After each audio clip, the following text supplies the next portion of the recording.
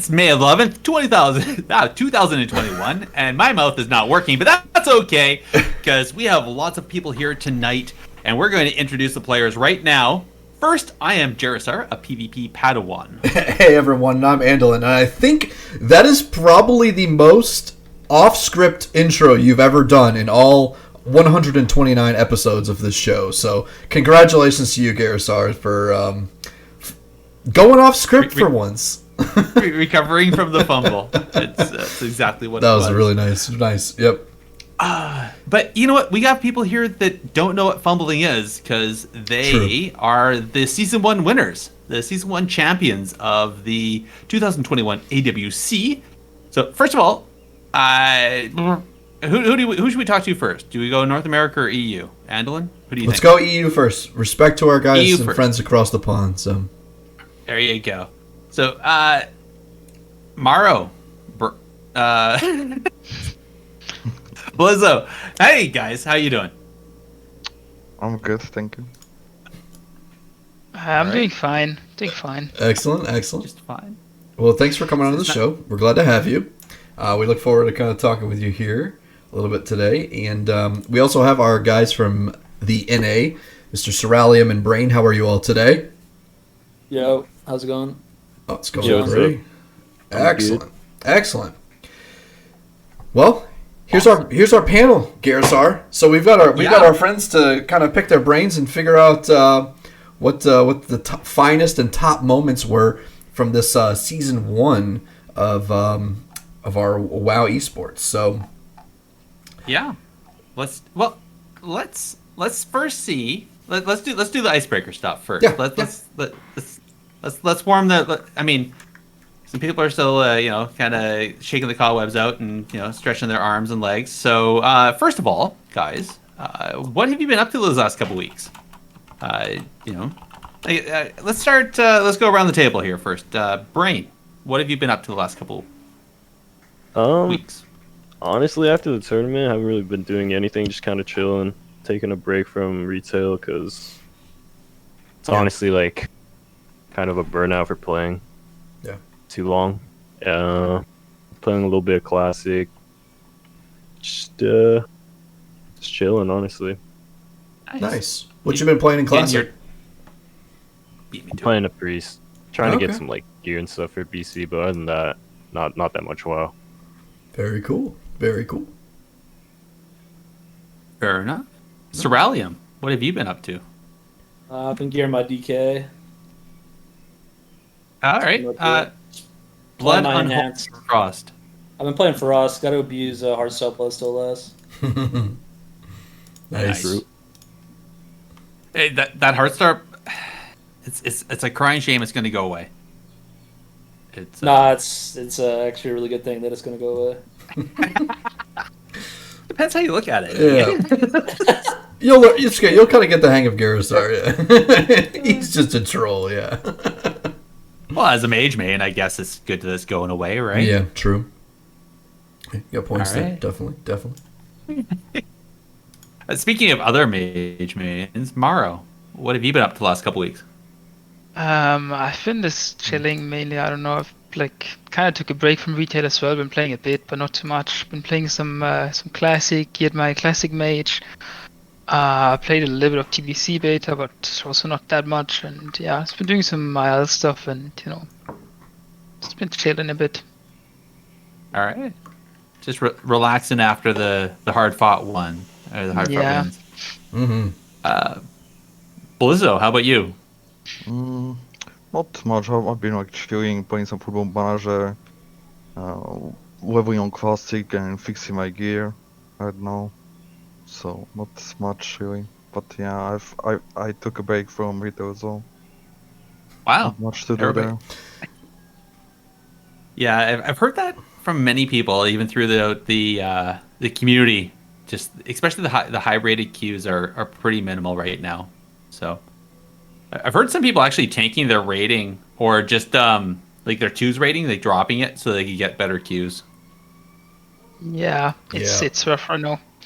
There's really much like in EU. It's really like I don't know how it's in NA, but I guess it's kind of the same. It's really dead. Can't really play 3's. Like, I mean, if you compared like 3 months ago or something, people were like, every day people were queuing at like 3.2 MMR, and nowadays the highest teams are like 2.7, just because it's like no activity, and Right. I don't know, just Yeah. It's a depressed It's ladder in rough. the sense, that there's less participation, right? So you can't get that high. Yeah. Honestly, like I feel like it's kind of boring right now too. Like Yeah. the meta is just super like Yeah. dampening, like long games and stuff, and like no one's playing the game, so Yeah, it's it's going pretty stale. bad right now. Yeah, there's Yeah. not even like a prime time on NA anymore. Usually there was like a couple hours where you could queue into Yeah. other teams, and now it's kind of There's like one team now probably that's like higher than 2,800. yeah, like, ever, it's really so- really bad. It's pretty boring. Yeah. So, because I remember there was like, because the inflation at the beginning of the season was so bad, people hit the cap, and then the devs raised the cap so that you could actually keep progressing. Because otherwise, it was like, it was like you either gained no rating or you lost rating, but there's like you hit like that ceiling. But I Yeah. thought that they did that to let people start queuing again. But I guess people just aren't doing it, eh? I don't really know. Like, I don't really know what happened. I don't know if it's only that people don't queue. I mean, some people think that they did something with the MMR where it's just really hard to even get the MMR right now. I'm not sure myself. I don't know. I think it might just be no activity, but I'm yeah. sure they've done something as always to fuck it up a little bit, Yeah, I Yeah. feel like the Right? change they did that was supposed to like make it more better actually made it worse somehow. So I don't know. I feel like the MMR of like every team's like even lower now after they did the change. Yeah, it feels a lot worse. Okay. Is it suffice to say also with the Valor being implemented and then Raiders not needing to queue for gear that also depressed because all the PvEers that were buying boosts just disappeared? I mean, all the PvEers that were farming their rating to be able to get 236 weapons. At lower ratings for sure. I don't know if it really affected like the higher MMR though. Right. Yeah, I don't Okay. think they want to get higher, yeah. True. Just get to 418, right, and Yeah. they stop. Exactly. Once they get there, they're just done. Yeah. So, yeah. I'm being a bit trolled because that was like some things that people were saying on Yeah. socials and that, trying to say that the PvEers leaving because of I mean, Valor. but I don't even think that's because of Valor. Most people probably like just got the gear these days, right? I mean, the season has been, it's been like 6 months now. So if you yeah. bought a boost or something at some point, I mean, you would have gotten like 2-1 or 2-4, whatever you wanted. So I don't think it's necessarily Valor, but I mean, sure, the start of the season is always, pumped when people like the PvE also want the gear and stuff. So I mean, it definitely made it more active than probably would have been without. But Oh yeah. yeah, I think it's just people just get a bit bored of the same meta. It's been like 6 months now, and nothing Pretty much really no changes, changed. yeah. Yeah, it's just been like minor changes, but the meta hasn't really changed, and it's just been people just want like a change these days, I think. Fair enough. Yeah. Yeah. Andallyn, what have you been up to these last couple weeks, buddy? So honestly, I thought I'd be kind of unique in the sense that I would be taking a retail break and playing Classic, but I guess I'm just one of the following along with the crowds. So, but that's literally what I've been doing as well. Not really getting into retail, just playing Classic, trying to get ready for the TBC. I think that's going to be a lot of fun. And it was kind of spurring on to like when the launch dates and were announced and all that stuff. So, Yeah. am I the only one that saw like I got on my like Battle.net launcher and it was like, TBC is coming July 1st, and then they like later on that day or the next day they were like, it's coming July 2nd, and then later on that day they're like, coming July 1st. We're definitely right this time. I was like, what's going on? So I didn't see it on the Battle.net. I did see the, I think it was the Wowhead news where it's like, oopsies, they oopsie announced it, and then like 24 hours later it was announced. Yeah. Like, yeah. Yeah, it was a little I saw- weird. I know that there was Yeah. some strange stuff going on there. It's not a big deal, but I was like, what? I was confused. So, Yeah, that was definitely a big. I feel like somebody's gonna get fired for that. There's been a few Slap on the oopsies wrist. lately. Oh no, this is like the third big oopsies that's happened with the news stuff. Getting because what was it? It's on purpose. Gets more people talking about it. Maybe it was the 9.1 beta. It was announced like a day early down in Australia or something like that. Really now? Yeah. Huh. It's just like there's been a bunch of mistakes happening. So we're not supposed to get 9.1 until August. Is that still?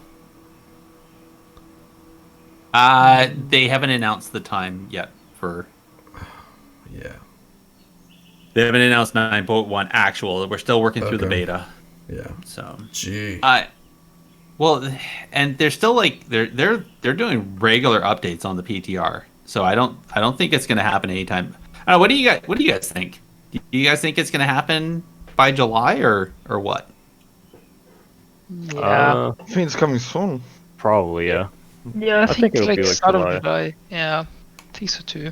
I mean, to be honest, I think it's like long overdue. I even think that it kind of makes no sense to bring out, TBC before 9.1.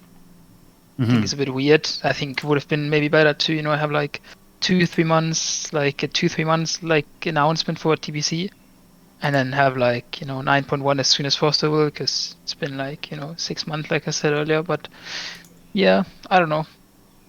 Maybe it's good TBC comes first. Yeah, it probably is. Give people something different to do while they buys them time to be able to finish all this other stuff, I guess. So sounds like they need a break, honestly, from retail. So yeah. Who was I talking? I was talking to the other day when I was talking to Soda and Azale on that, and Soda was saying that he plays PoE for his breaks from WoW. Yeah, it's a good yeah.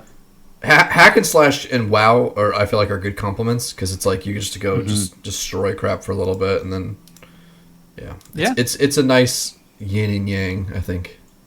But anyway, that's what Diablo is good for. Gerissar, what have you been up to? I guess I'm the only one that's been playing retail. Loser. Well, I haven't really. I did some random BGs in that, so that was kind of fun. But otherwise, just farming, sitting regularly sitting down there on the Timeless Isle, still trying to farm out little drops off there. I've been sitting in the. You remember there's the cave and it has like the little spirits, and there's like the rock moss guy in the back corner, and there's Zarhirim's head is floating in the corner of the cave, and you have to. There's a little cave. It has a bunch of these little spirits in it, and I've been in there for the last like 3 weeks trying to get a drop off of the rare in there, and it's just. There's somebody else in there doing the same thing, so sometimes if I log in, if I miss it by like 5 minutes, I don't get the kill. Yeah. It's been frustrating. Yeah. And I've been missing it often. I'm not good at it. So I've been doing that, doing auction house stuff, and I started leveling my prop paladin and my boomkin. I took them into Shadowlands, so I started doing the leveling on them. Nice. So got 53 and 51 on them respectively. So, okay. Nice. Yeah. Going for that Convoke, I see. Nice. Well, yeah, talking with Rudar really lit the fire into my bum to get the boomkin leveled. It made it sound so much fun. Yeah. So. Fair enough. Fair enough. Yeah. Well, how about let's roll into the need, greed, and pass and see what everybody's thoughts are on your choices today, Andallyn. Yeah. And then we'll get back into the talk about AWC. Let's do it. This likely won't be a clean feed. Right. So keep your distance, eh? All right. Thank you, Mr. Coltiran, for that transition. Sorry you guys didn't hear that, but believe me, he was there. All right. So we've got the need, greed, and pass today.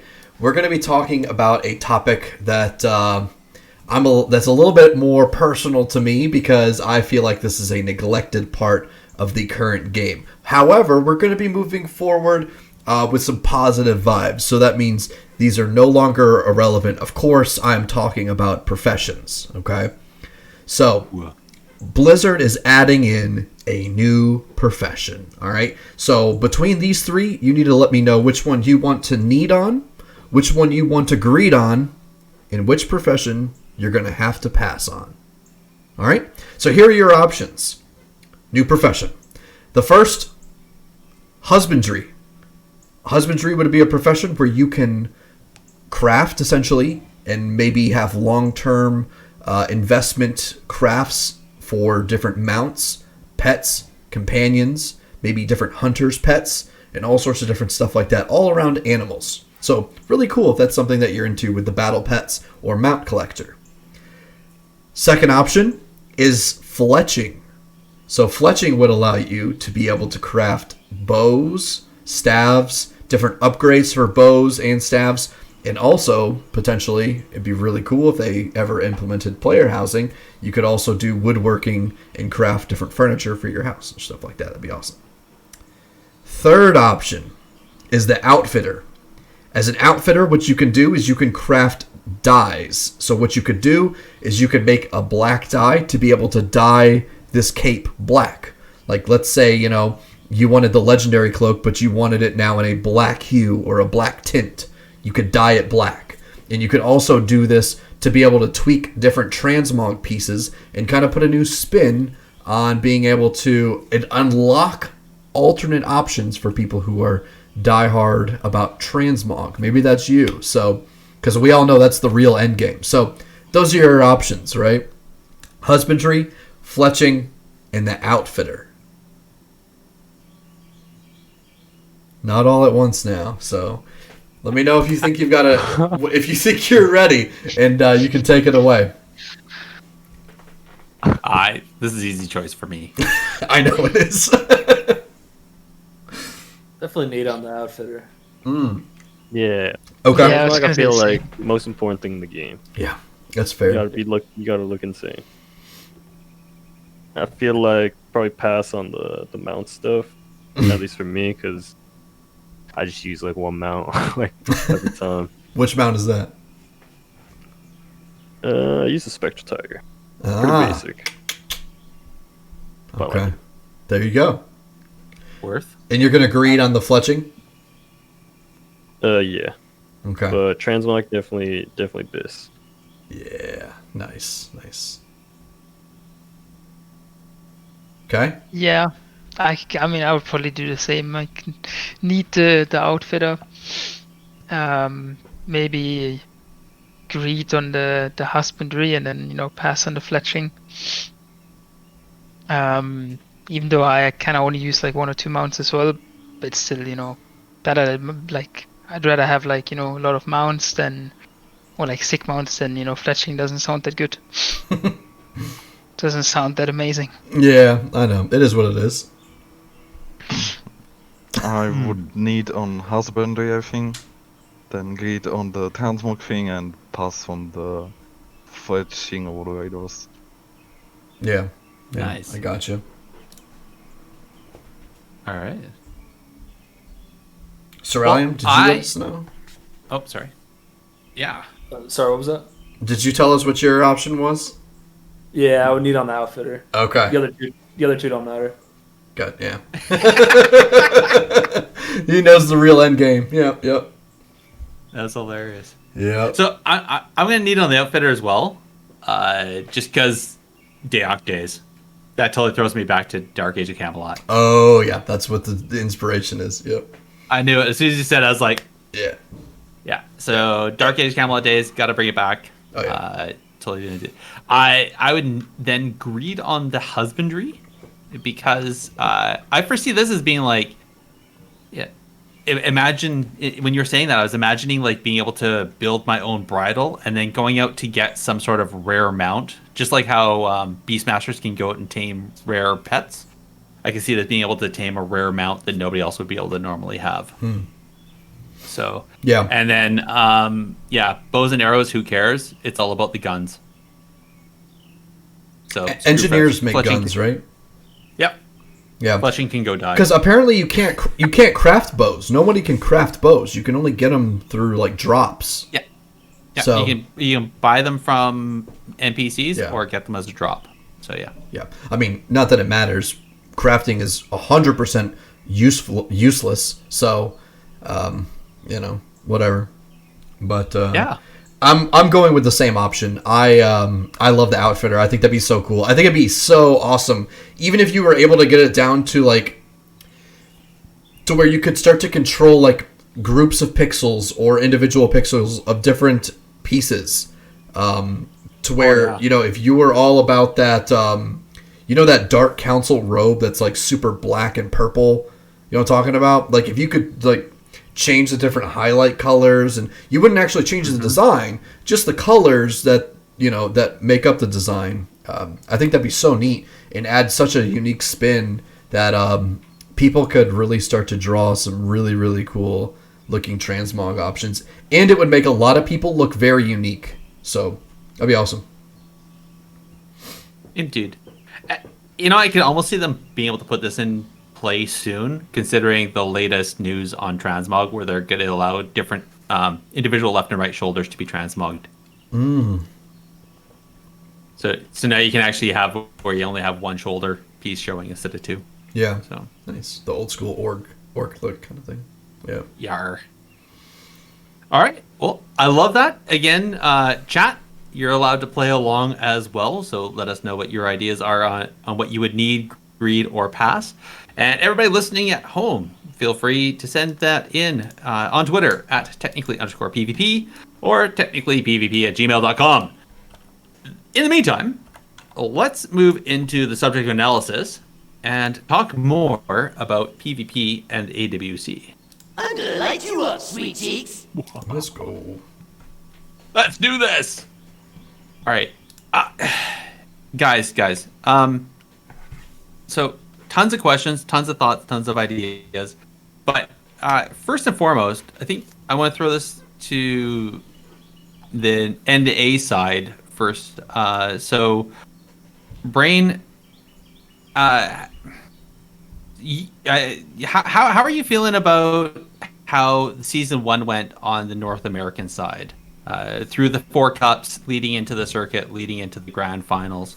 How did you feel throughout that whole period of time as a healer? Honestly, I feel like at the start, like the cup stages or whatever, that was kind of also the beginning of the expansion. So I feel like it was pretty fun and everything. But then I think we kind of said before, like the meta hasn't really changed for a while. So it kind of started feeling kind of repetitive in a way. But obviously, like it was mid-season, so I didn't really take a break or anything. But I mean, I felt like we did pretty well. We lost Cup 4, I think, in the finals. But I feel like we played pretty bad, I guess.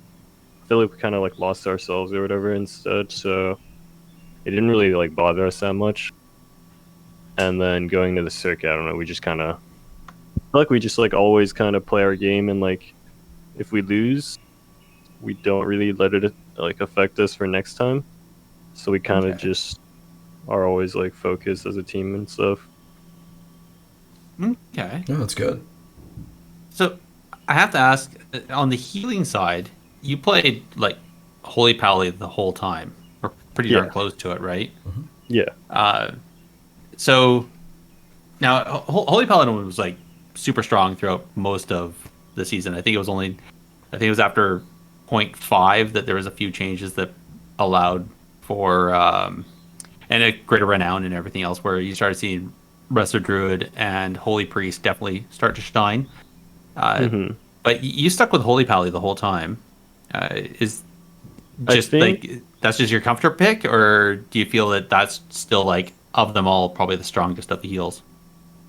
I think it's definitely the most comfortable because it's my main, but I also think like what we normally play for comps, I think Pally is just best anyways, because we normally play like Fire Mage, Melee, and then like Healer, obviously. So I feel like Fire Mage Holy Pally is like probably the best healer for a fire mage.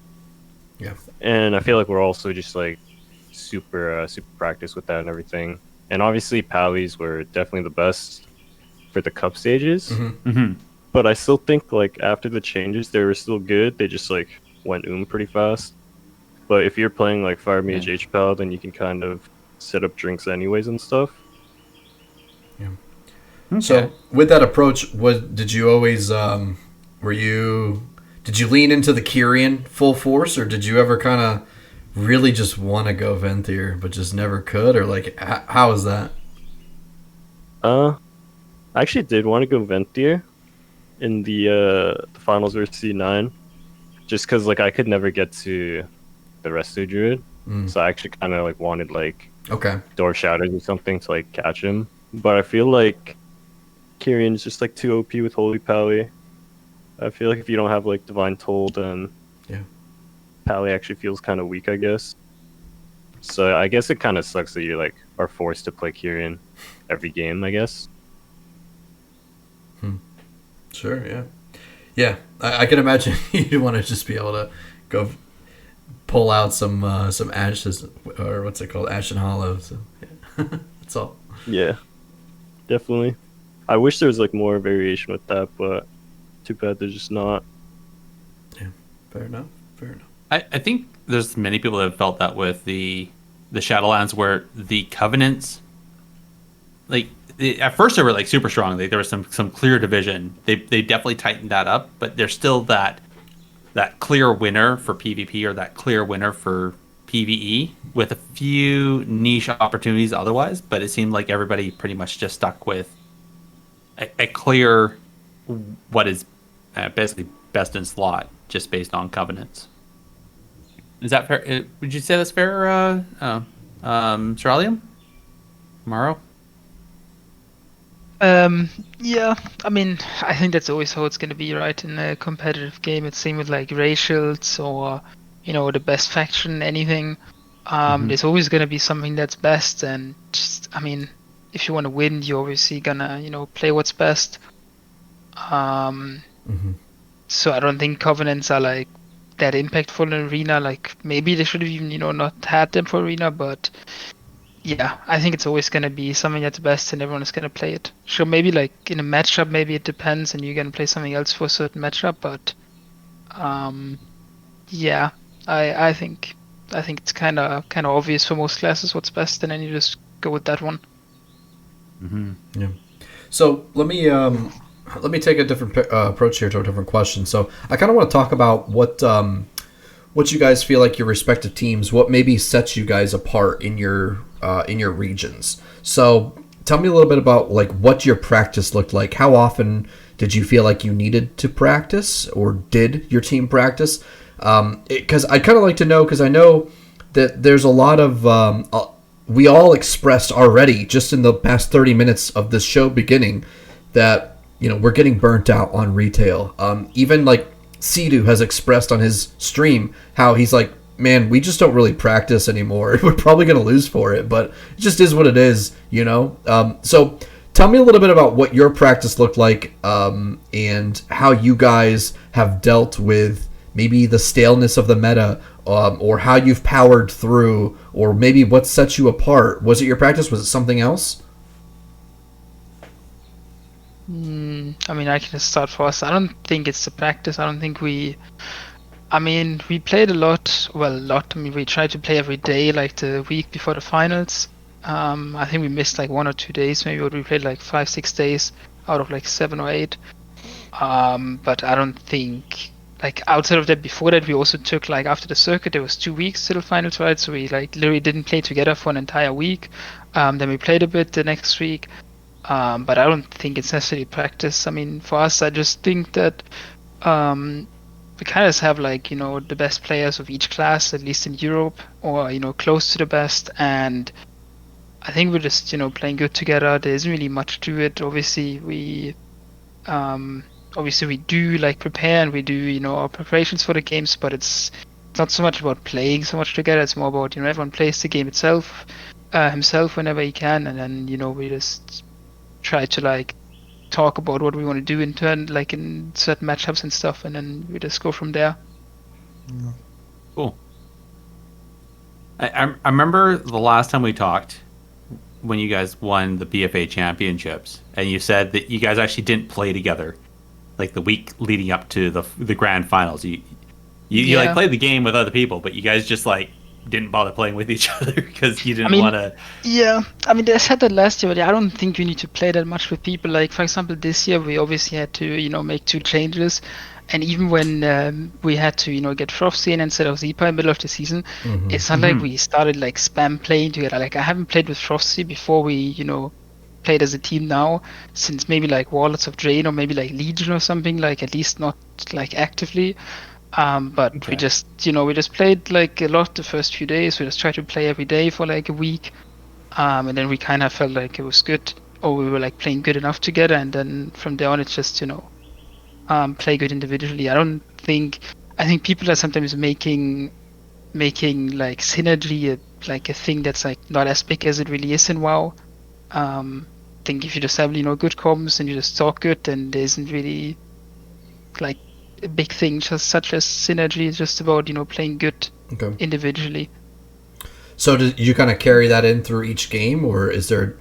So you got the same mindset for each matchup. It's just executing as well as you can and being the best at the execution is for you guys? You just feel like we just had to queue a few games like against some comms, to see how is the matchup and just get a feeling of it. But that's it. Like, I don't think we needed to queue many games. Just a few games, to see the matchup and know what can happen, what feels good, what kind of start, and that's it.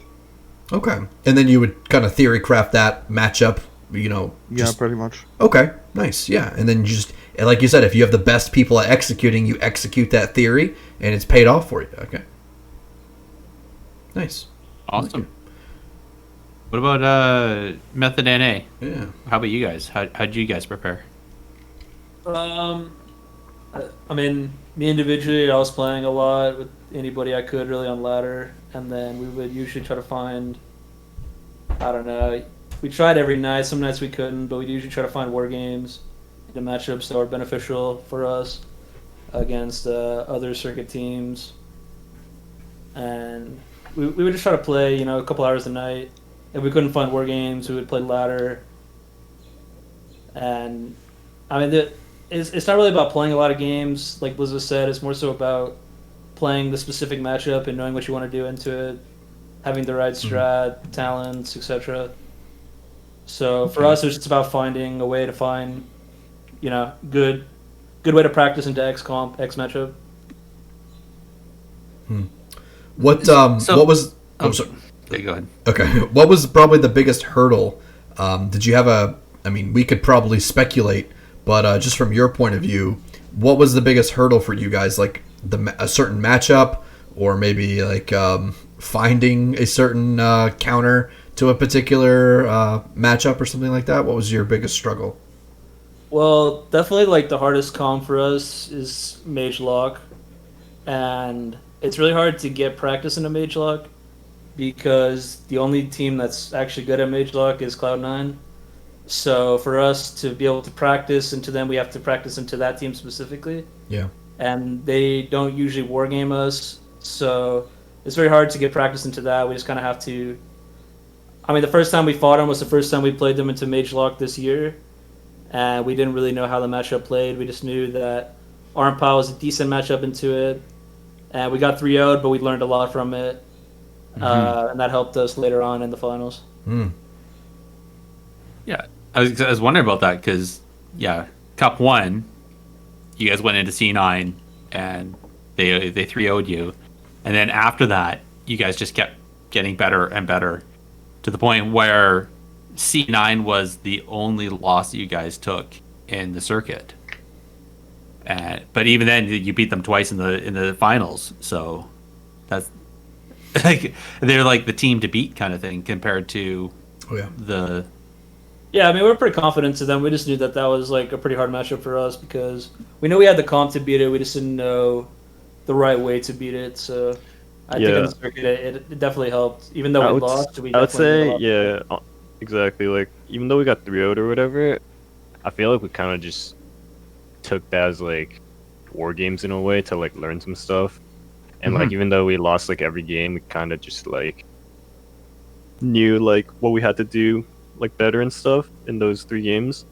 And like, even though I feel like since that was the first time we played versus their Mage Lock the entire season, like we didn't play like good at all, and we still had times where we could have won. So it was really easy to kind of just see like what we had to do better and stuff for the finals, and it definitely like helped a lot. Awesome. Just kind of wondering on the TR, you guys are so used to this. You go on the TR, you make a few characters, you get the you build your legendaries, you fill out your covenant tree, whatever, right? Like it's all kind of right there. But I'm sure a few of our listeners don't know what that's really like. What's that like to be able to be there, just make any character, kind of fill them out as you want, and then also do you have other people on there that you specifically go to practice against, or how does that practice kind of work so that you guys feel prepared that everything is, and maybe do some of the theory crafting, the stuff that you probably wouldn't have been able to do either on beta because they made changes, or just because of opportunity. I mean, yeah, the TR is super nice, honestly. Playing alts makes the game a lot more fun for me, and being able to just not have to worry about gearing, getting all the right conduits, blah blah blah. It just makes it so much more fun and enjoyable. And in terms of like finding people to practice against, we usually will ask a team if they want a war game and schedule it like later in the day or later in the week or something like that.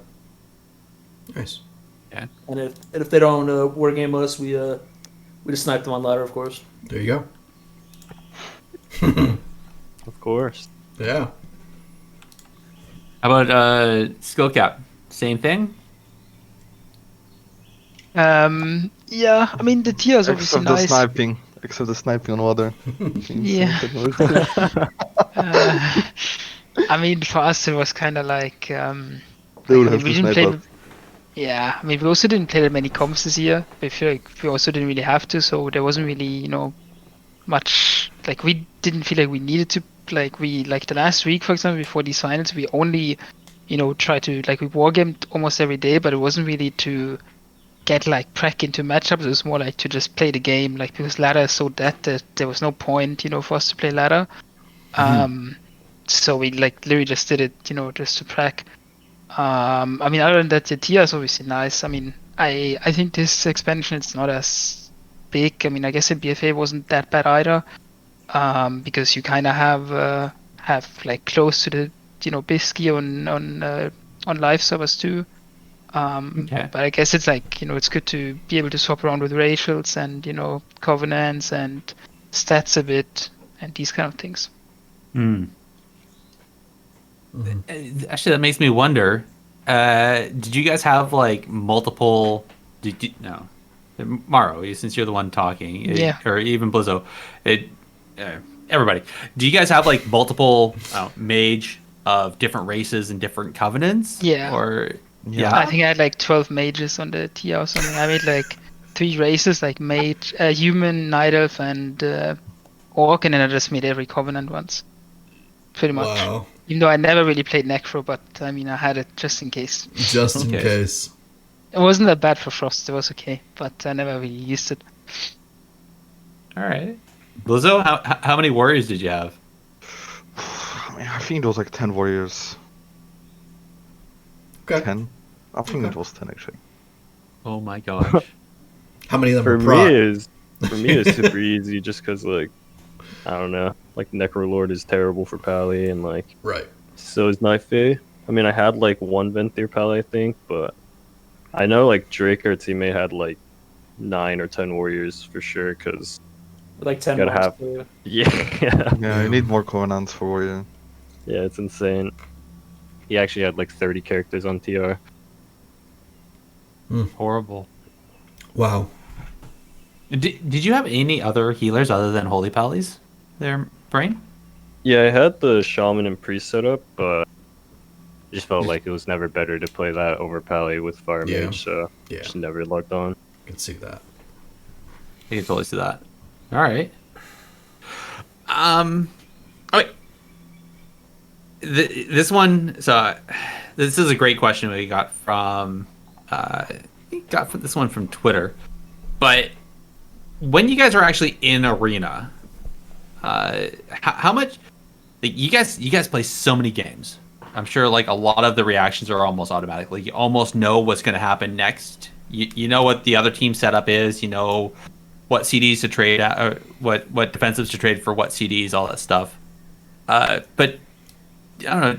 Run us through what your thought process is while you're in arena. Maybe I'm gonna start Ceralium. What's going on in your head during arena?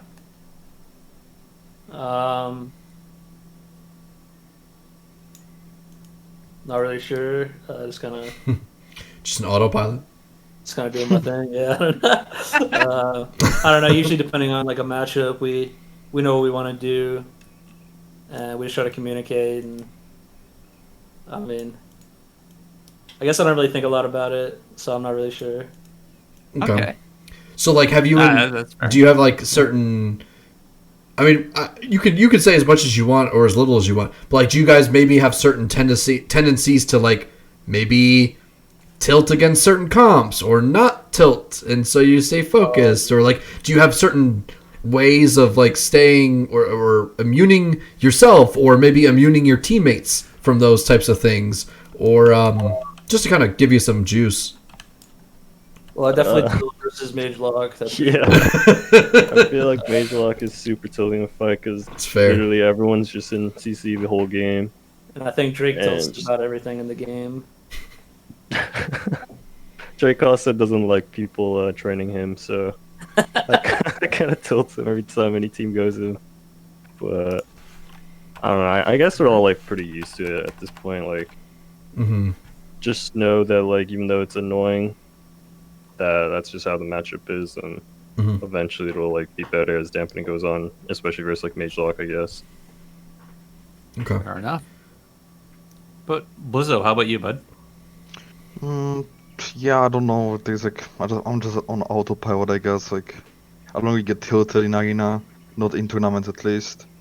Like if I get kited, I'm already used to it. Like from BFA, that was like the worst for me. Yeah. And I got used to it there, so I don't think I can get tilted by anything right now. All right. That's like normal. Just roll with the punches and Yeah. get your Just swipes go in. in, press 1, 2, 3, press some executes, and the game is gonna be finished soon. Press execute because Maro has already done all the work and got them down to execute range. Yeah, he's getting the shiv, and I'm just pressing my condom. Yes. Very nice. How about you, Maro? What goes through your head? I mean, it's kind of the same, right? I mean, you like when you play so much that you don't really think about everything you do in game. I mean, the only thing you ever like actively think about is maybe like, you know, you talk about like defensives, who's gonna press next, and then you kind of talk about randomly. I mean, maybe we could swap on this guy. There's like no like certain CDs aren't ready and so on. But other than that, it's just kind of autopilot. Just talk good with your teammates, and then you know that's pretty much it. Nice. All right. Yeah, so both you guys have mentioned like communicating well with your teammates, and you're kind of on autopilot. So that kind of begs the question for me then: does your strategy, how often, maybe if so, does your strategy ever change mid game? Like, does the matchup stay pretty static? Like, this is the matchup. Don't venture outside of that. And if we just execute perfectly, we have our best chance to win. Or are you guys maybe having to pull an audible, meaning like maybe change something on the fly, or kind of move and adapt to the situation, and just in terms of your strategy? I think it depends a lot on the matchup you play. Like Warrior Mage is maybe a comp that we play where it's like a good example of, you know, a lot of the times you just do one strategy, just train one guy the entire game. There isn't really much to it. then I don't know, like SP Mage is a good example. When we played into Method EU in the final, into RPS, we never really faced that comp. We kind of knew a bit before what we wanted to do, but we had to, improvise with a lot of things, and we also have to kind of play a bit, accordingly to what they do. Like if the SP just runs around a pillar, then obviously you can't really go on him. Then you have to swap on the rogue, or maybe look for like a swap on the shaman and so on. So I think it just depends a lot on the comp you play, and then on the matchup comp you face. All right. What about you guys from NA? Did you feel like you were pretty locked in on your matchups, or did you kind of flex around maybe your strategies at all? I would say it obviously depends. Mhm. Like I guess like Mara said with like Warrior Mage, it's pretty straightforward. Usually it's kind of just like one strat or do one thing kind of thing. But I guess obviously if like they use like cooldowns or something, or some guy like trinkets offensively or something, then obviously we can change the strat mid game. But I feel like comps like Warrior Mage, for example, are pretty straightforward. And then I guess for like Windwalker Mage or like Windwalker Boomy or something, you can kind of change a lot of stuff mid game depending on how the game's going and stuff. So it just depends like what you're playing, I feel like, and how the game's going. Nice. Interesting. I guess aside from C9, from Cloud9, is there any other team that was on the NA side that you guys were worried about during the cups up into the circuits, or even beyond? Well, I would say Charlotte Phoenix was definitely like they're a really good team. Like their Rogue Mage was definitely pretty scary. Before or after Jamili? I would say when they had Jamili, mostly because I think they played last season together too, so they already had like a bunch of synergy. Yeah. And I think Jamili and Nick and Alex, they're definitely like the best Rogue Mage in North America when they were playing. So they definitely made it look pretty scary to play against. Yeah. But then I think like the bans kind of like shook everything up, and I feel like it kind of demotivated them too. I mean, I think and then like their other teammate got banned also, so they were essentially 2 people, and then they only had a 3-man roster in the circuit. Right. And Yep. yeah. No, fair. Just need to ask that clarification. I wasn't sure if it was current Charlotte or the pre-ban stuff. So Right. cool. What about over on the EU side?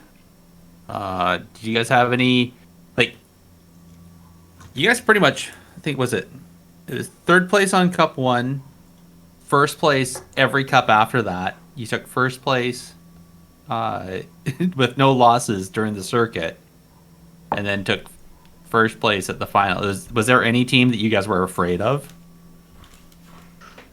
I don't think we were afraid of anyone. I just felt like the only team we were like scared of a little bit was Method EU, because we were thinking they're gonna play something different than what they did in War Games, which they did. Like they played SP Rogue, and we just were not sure like how it's gonna work. Like our comp versus their comp, and that was like the only thing I think. Fair. So, I guess here's one question. So I noticed when I was going through all the historicals, you guys never faced Creed until the one time in the circuit. Was there any worry? Like, do you guys have any fear about running into them? During their prop paladin healer days, or just the unknown. What else they were? The unknown. I mean, maybe in the cups we didn't really know 100%. The prot pala thing was pretty OP at the time. Yeah, it looked a little bit AIDS. So we weren't like 100% ultra confident to that maybe, but in the finals we were not really worried about their team, and in the circuit I don't think we were that worried either. They kind of play the comps that we used to play with the Z-Pi, like Turbo, Element, and then some like more weird comps. But yeah, we kind of knew what we wanted to play, and Okay. yeah, not really, to be honest, no. Okay. All right. Because I noticed you guys did something a little wacky when you first ran into them. You did a Resto Shaman, Shadow Priest, Arms Warrior comp. Yeah, we had that comp prepared like the whole time. To be honest, it's been kind of like the third comp we've been playing. We've been playing a lot of Shatter SP Mage, Warrior Mage, and then we played SP Warrior because it's kind of it kind of makes sense if you're like a main Warrior, main SP, to like just have your healer playing alt. We had that prepared the whole time. We also knew it was good into the comps, but yeah, I mean, a lot of the times we just try out things and we see if it works, and if it doesn't work, then we just go back to something else. Because, like I said earlier as well, it's not always easy, or like the Ceralium also said, it's not always easy to get war games into every comp you face. So sometimes you just have to like use the actual tournament games as like practice and just see if something works, and then at least you like theorycraft a bit before and like think about your second option or maybe your third option if that doesn't work. And that's kind of like that's mainly what happened there. I think we tried Warrior Mage maybe the first game and then we lost, and we played at Warrior SP and then we just went with like SP Mage and won 2 games or something. I think that's how it went. Yeah, I think it was the one try, and it was like, okay, we'll try something. We'll go back to what we know is going to work, and boom. Mm-hmm. Cool. I just want to. Sorry, I'm just kind of monopolizing a bit here. Just going back to method. So you guys, when you're Kawaii, you're mostly known for doing the Holy Pally, Fire Mage, Windwalker, and then definitely as the cups, as the season started and as you moved through, you guys definitely fleshed out into some other comps. Which one? I think your most comfortable comp seemed to have been, I'd say you got the Arms Warrior and the Fire Mage idea, but then you did some Turbo, and then you seem to lean onto the RM Pala with the Fire Mage Assassin. Just how what was that evolution, and was it just simply because that became the stronger comp to run, especially the RM Pala? Well, the RM Pala was mostly just for C9 only. We mostly had started playing, I think, Warrior Mage. I think Windwalkers got nerfed, I believe. So we stopped playing it as much. I think Windwalker is obviously the comp that we're most like comfortable, most confident on. But it felt like Warrior Mage was a lot better because the team started playing Rogue Mage into us, and it felt easier to just win a mirror than winning as Windwalker. So we kind of just started playing Warrior into most things, and then we also had Turbo, as you said, for Golden Guardians, just because that matchup was really good into them. Okay. Yeah. Definitely. So I guess reflecting back, sure, I'll take it over here. Reflecting back on the journey that the season was for you guys through the cup play and through the circuit. What do you kind of look back on as being like, hey, that was actually kind of fun, or hey, this really made me realize like, hey, WoW's actually I'm enjoying WoW. When hopefully you had one of those, but what kind of made it all worth it for you, and what were those moments like? Kind of bring us into the emotion there.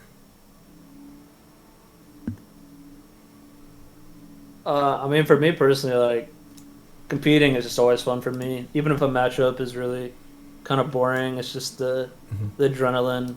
It just makes it really fun. I honestly had a lot of fun in the cup stages. For me, just playing Windwalker Mage Mirrors and the tourneys was a lot of fun. Dominating those, of course. Yeah, I don't know. Nice. Okay.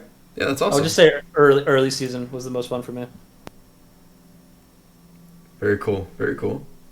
I think early season is most fun for everybody because I hear that often. Everybody's like, it's learning, it's trying things, it's right, it's fresh, it's wackiness. Yeah. And oftentimes Right. there's new like kind of team rosters and shifts and stuff like that. So you kind of get that that tossed in there with sometimes if it's a new meta, it's kind of good. But what about Maro or Blizo? Did either of you guys just have like a favorite part through the process or like a favorite moment that you remember? Not really, I guess. Yeah, I don't know. I think the early season was like a bit more fun because it was new and stuff. I mean, I didn't really like the circuit. I didn't really like it last year either. I just don't like the whole system that much. I like cups and like the way the finals are way more. But it's just like a personal thing. But yeah, there was nothing specific. I mean, Okay. it was kind of, it was definitely like a fun season, but nothing stood out, I guess. Sure, that's fine. Who was your favorite team to beat?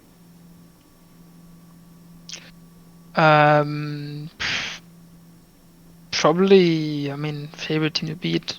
To really have a favorite team to beat, I mean, I had some, like, I'm kind of friends with almost every team in some way, but Sure. obviously winning, like, against Method U is always, like, Yeah. kind of, it's like the team we've been facing, like, the last 3 years, like, pretty much in every final. So obviously that's always nice, but it didn't, like, feel any different than beating another team, I would say. Yeah. Okay. Nice. Seems good. Do you want to talk Yeah, I have about? Oh yeah, go ahead. I have a very specific question for Brain and Ceralium. This one's gonna not try to be troll, but I'm just kind of curious. As a viewer, it seemed really weird seeing former Method NA, now OTK, going up against former NA and getting a loss handed to them. Did that feel like anything to you guys? Did you just like whatever? It's just competition, or was there some sort of weird emotion there of having the Method mantle and beating the former Method team? No, there was no weird emotion. It's just I don't know, just another team. that Just we had to play. coincidental irony. Yeah. Okay. I don't think there was really any hidden animosity or anything there. I We just wasn't had- trying to assume there was any. I was just, like, as a viewer, it seemed really kind of weird. Yeah, it's very ironic as a viewer. Yeah. Yeah. So we just had to destroy them for our own personal reasons. Yeah, that's right. Yeah, just business as usual. That's right. Yeah. That's Get in good. the way. That's hilarious. That's right. There's method 1 and there's method 2.0. So So here's one other from the community, if you will. When you guys go back after you're done playing a cup or whatever, do you guys go back and use any of the AWC VODs from the official stream at all to review your games, or do you guys record your own, or what? I would Yeah. say both.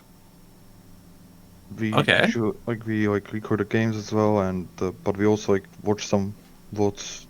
Usually to see some comms or other teams, what they play, how they play. Okay. Yeah, I think we do pretty much the same. Like, we have our games recorded, and then if we need to, we just go back and look to see like what could have played different or whatever, or like what went wrong or what went good, and just stuff like that. Yeah. Just basically how like the year went for us. Preb didn't really play too many games, and he recorded like all of the games and would like cord stream for him. So it's like easy for us to go back and just like watch VODs when we like a matchup was hard or we lost a game, and just like see why it was bad or see if we had bad communication or whatever. Cool. nice. Maro, same with you, I guess. Yeah.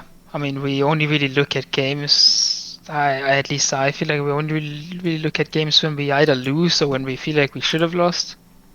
Or we feel like we Okay. could lose. Like if it's like a matchup we've been playing like 1,000 times, I don't think we really look at the matchups so much. Maybe a bit more like the circuit thing where you you know who you're gonna face. But in cups, I don't think we look too much at games unless we lost. Okay. What do you guys think of the new? Because they did a new UI for this season. What do you guys think of the new changes? Because before, like, the icons used to be bigger, and the you really I don't know. Me, it seemed like the pardon me. Square, yeah. Yeah, It's more more square, rounded off now, yeah. Yeah, and they before, like, when you saw a person hit their cooldowns, like the flame was really or the shield was really pronounced. Now it's like a little hidden in that. How do you guys find the UI? I guess the viewer UI. I guess it's fine. I didn't really notice any changes. I usually, Okay. like, when I spend my time, we just spend a lot this time, like, on bench. I was watching Maro instead of, like, the stream. So, I just watched his poll, usually. Okay. Yeah. I mean, stalking I you. think the UI is, I think it's fine. I mean, there's obviously like two different perspectives. There's like the pro perspective where you would like to see some things that are not shown, but I mean, obviously it has to be like easy to understand for like a viewer that's not that familiar with arenas. So I think it's good the way it is. Good middle ground. Okay. Yeah. All right. Yeah, I think it looks nice. I don't really look at it too much when I'm like watching the games or whatever, but as like a viewer that probably isn't that familiar with the game, I feel like it's pretty simple to understand. Okay. Nice.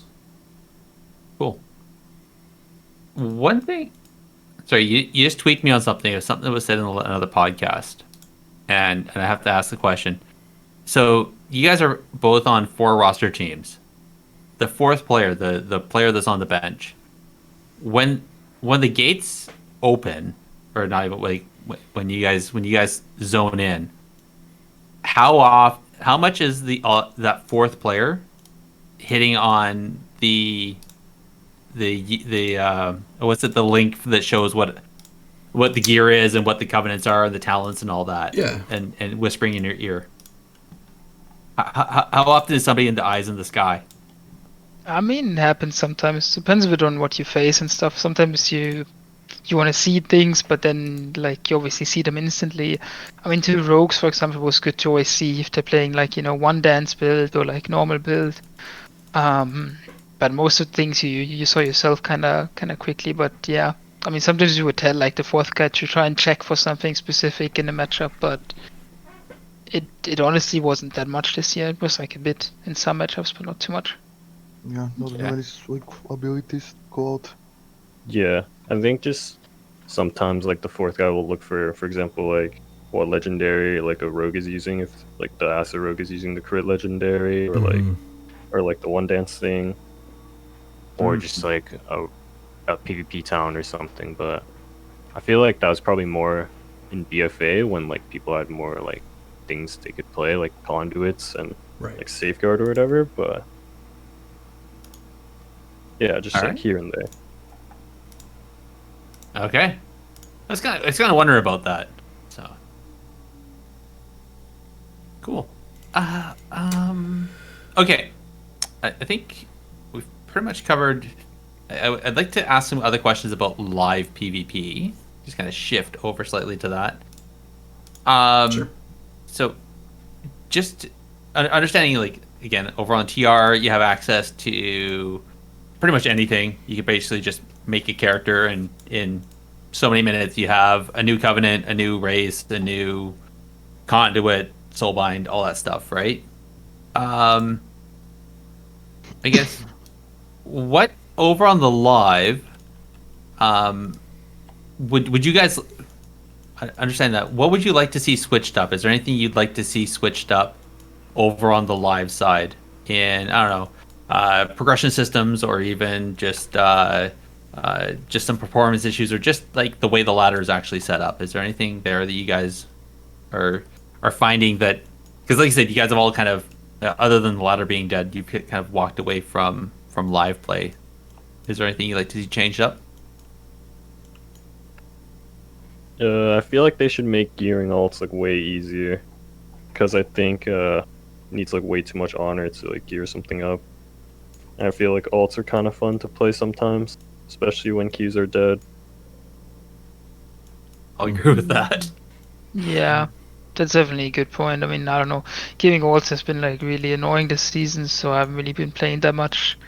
I've just kind of been playing Mage and Bloomkin a bit. Now I started playing DK a bit, but it's kind of just, yeah, it kind of takes too much time to gear. And then, I mean, there's obviously stuff like the conduit energy thing.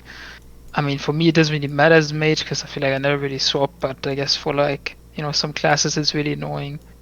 And then also like, don't know, it's like, it just, I feel like the vendor also has like too little variety in terms of, you know, stats.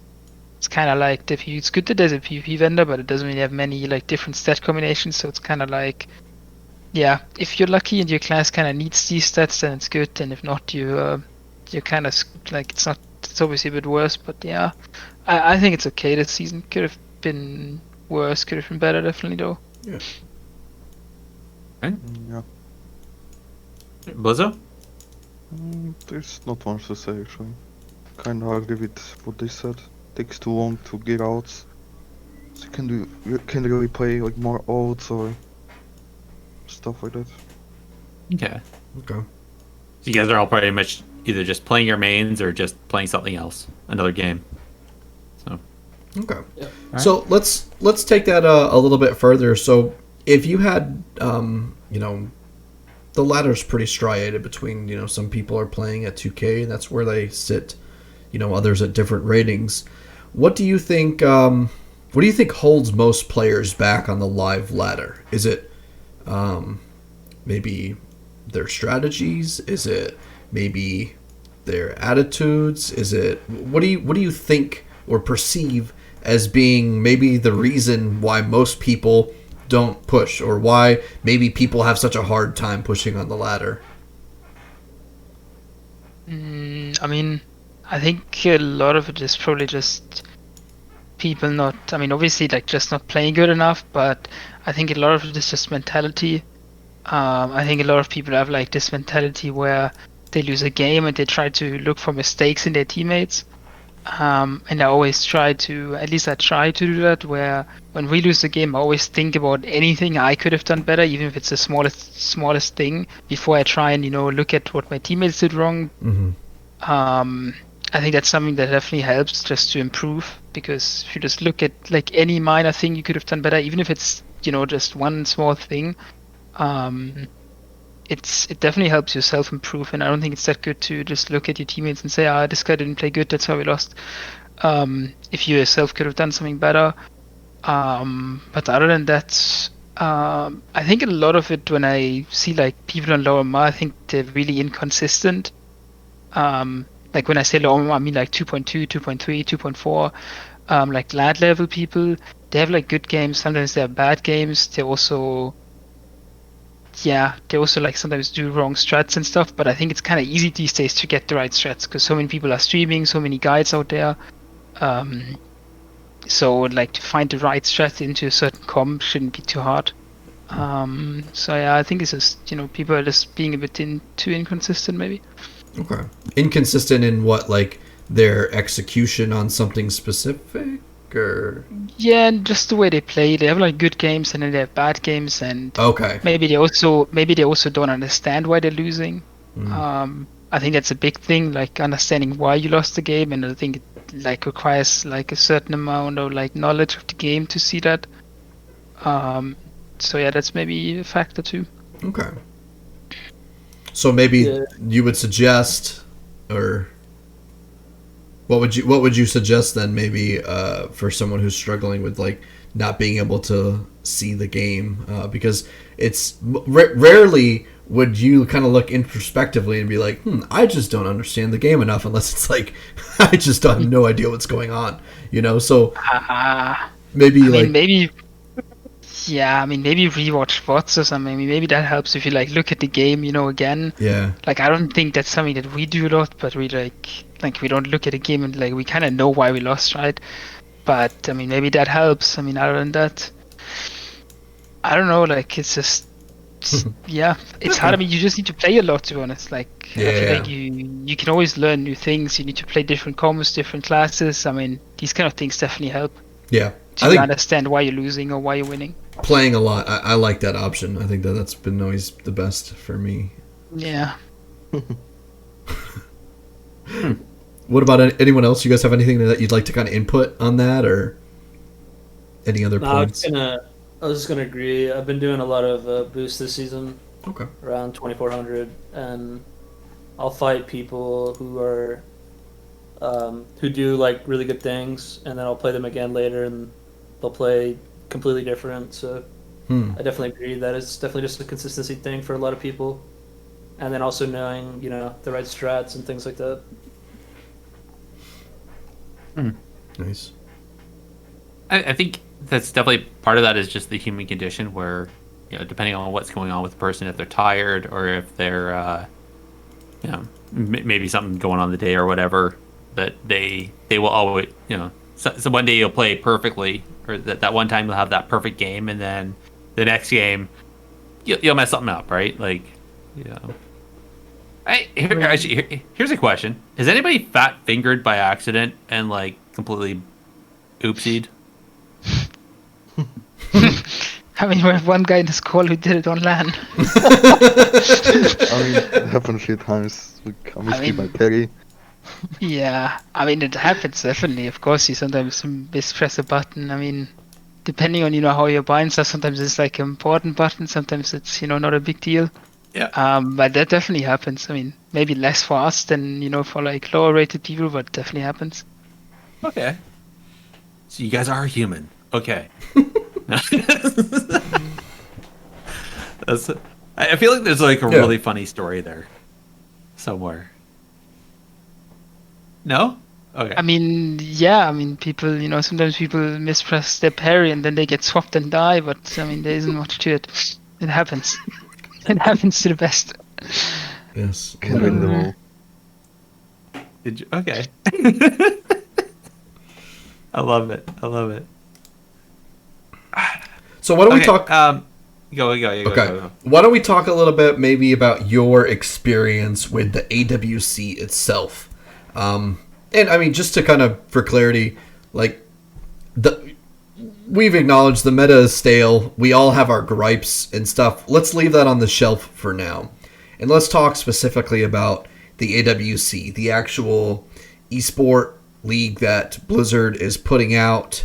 I want to kind of get your general temperature on what kind of things you've liked about this season. Now, I mean, obviously, a lot of this has been less than ideal for global pandemic reasons and whatnot. But, all that considered, I'd kind of like to hear maybe what you guys thought was really nice, or maybe what you just missed, because I know everyone's like, man, I miss having the LAN. I miss seeing everybody, and that's a huge part of it. But take us in and maybe give us some ideas about what you'd like to see in terms of AWC. I would love to see pick and ban. Yeah. Okay. So would that be implemented like in each series, or? Yeah, like before. Actually, I'm not sure. I think before every game, like when you pick like a map and everything, you could actually ban a class as well, or not class, but a spec. The way the I think it would be really Diabolus good. tournaments are. Yeah, absolutely. I think it would be really good and interesting. Yeah, I think we talked about that last time, if I remember correctly. What about Brain?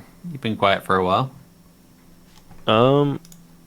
Yeah, I think pick and ban would definitely be like interesting to put input into the AWC, but I'm not sure if they like ever will, because that might be like 3-man rosters or 3-man teams might be like really screwed then. Yeah. But I think if they did something kind of like that or something similar, then it would definitely like make it more interesting because of the change up. Yeah. Aside from picking bands, is there anything else you'd change up?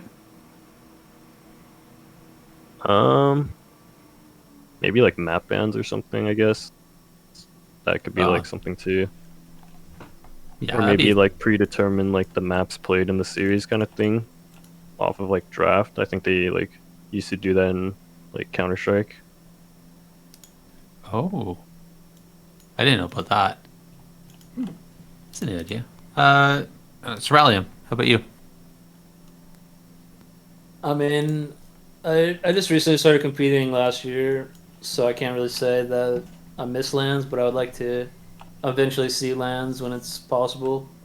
I think that'd be really fun. Just to meet everybody that we've been competing against, meet the people from Europe, and then just it'd be a lot more fun to play in that environment as well. Yeah. Yeah, it's a blast. As a viewer, it's a blast.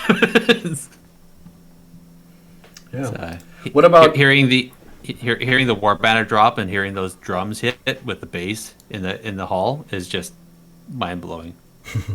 Yeah, I feel like it would be a lot more fun to like play there as well. Just like with like a crowd and on stage and everything, it would be like a lot more hype for the players also. Absolutely. I think we actually talked about the banner thing with Maro like 2 days ago. Yeah, it was so nice at the BlizzCon when I just have the banner and everyone could hear it. Yeah. So for you guys who have been and done the LAN thing, how I feel like this would be so weird to me, but how weird is it to be sitting there with like a picture of you like behind you just on a giant screen? I don't think that's like the weird part. I don't know. It's just, I mean, LAN's obviously more fun just because, you get to like go somewhere, right? I think like playing online is like nice and stuff, but it's not really the same thing. Also, it kind of, having LANs and stuff kind of makes up for, not to be like, obviously, like there's no secret that WoW esports is not as big as like some other games and you're not making as much money, but having LANs kind of makes up for it, and having like no LANs is kind of boring. Like I think if they, announced next month, there wouldn't be any LANs anymore, like ever. They would just, keep the online thing going. I think I would probably, stop after this year, because I think it's just, not the same. Yeah. So yeah, I hope they come back eventually. I mean, like hopefully at least next year we're gonna be able to have LANs again. Mm-hmm. It's also like less time consuming. Like that's something I like kind of want to add maybe to the point what they could change. I think it's a lot of time investment these days, especially for like the circuit kind of system. And yeah, it's like it's like kind of.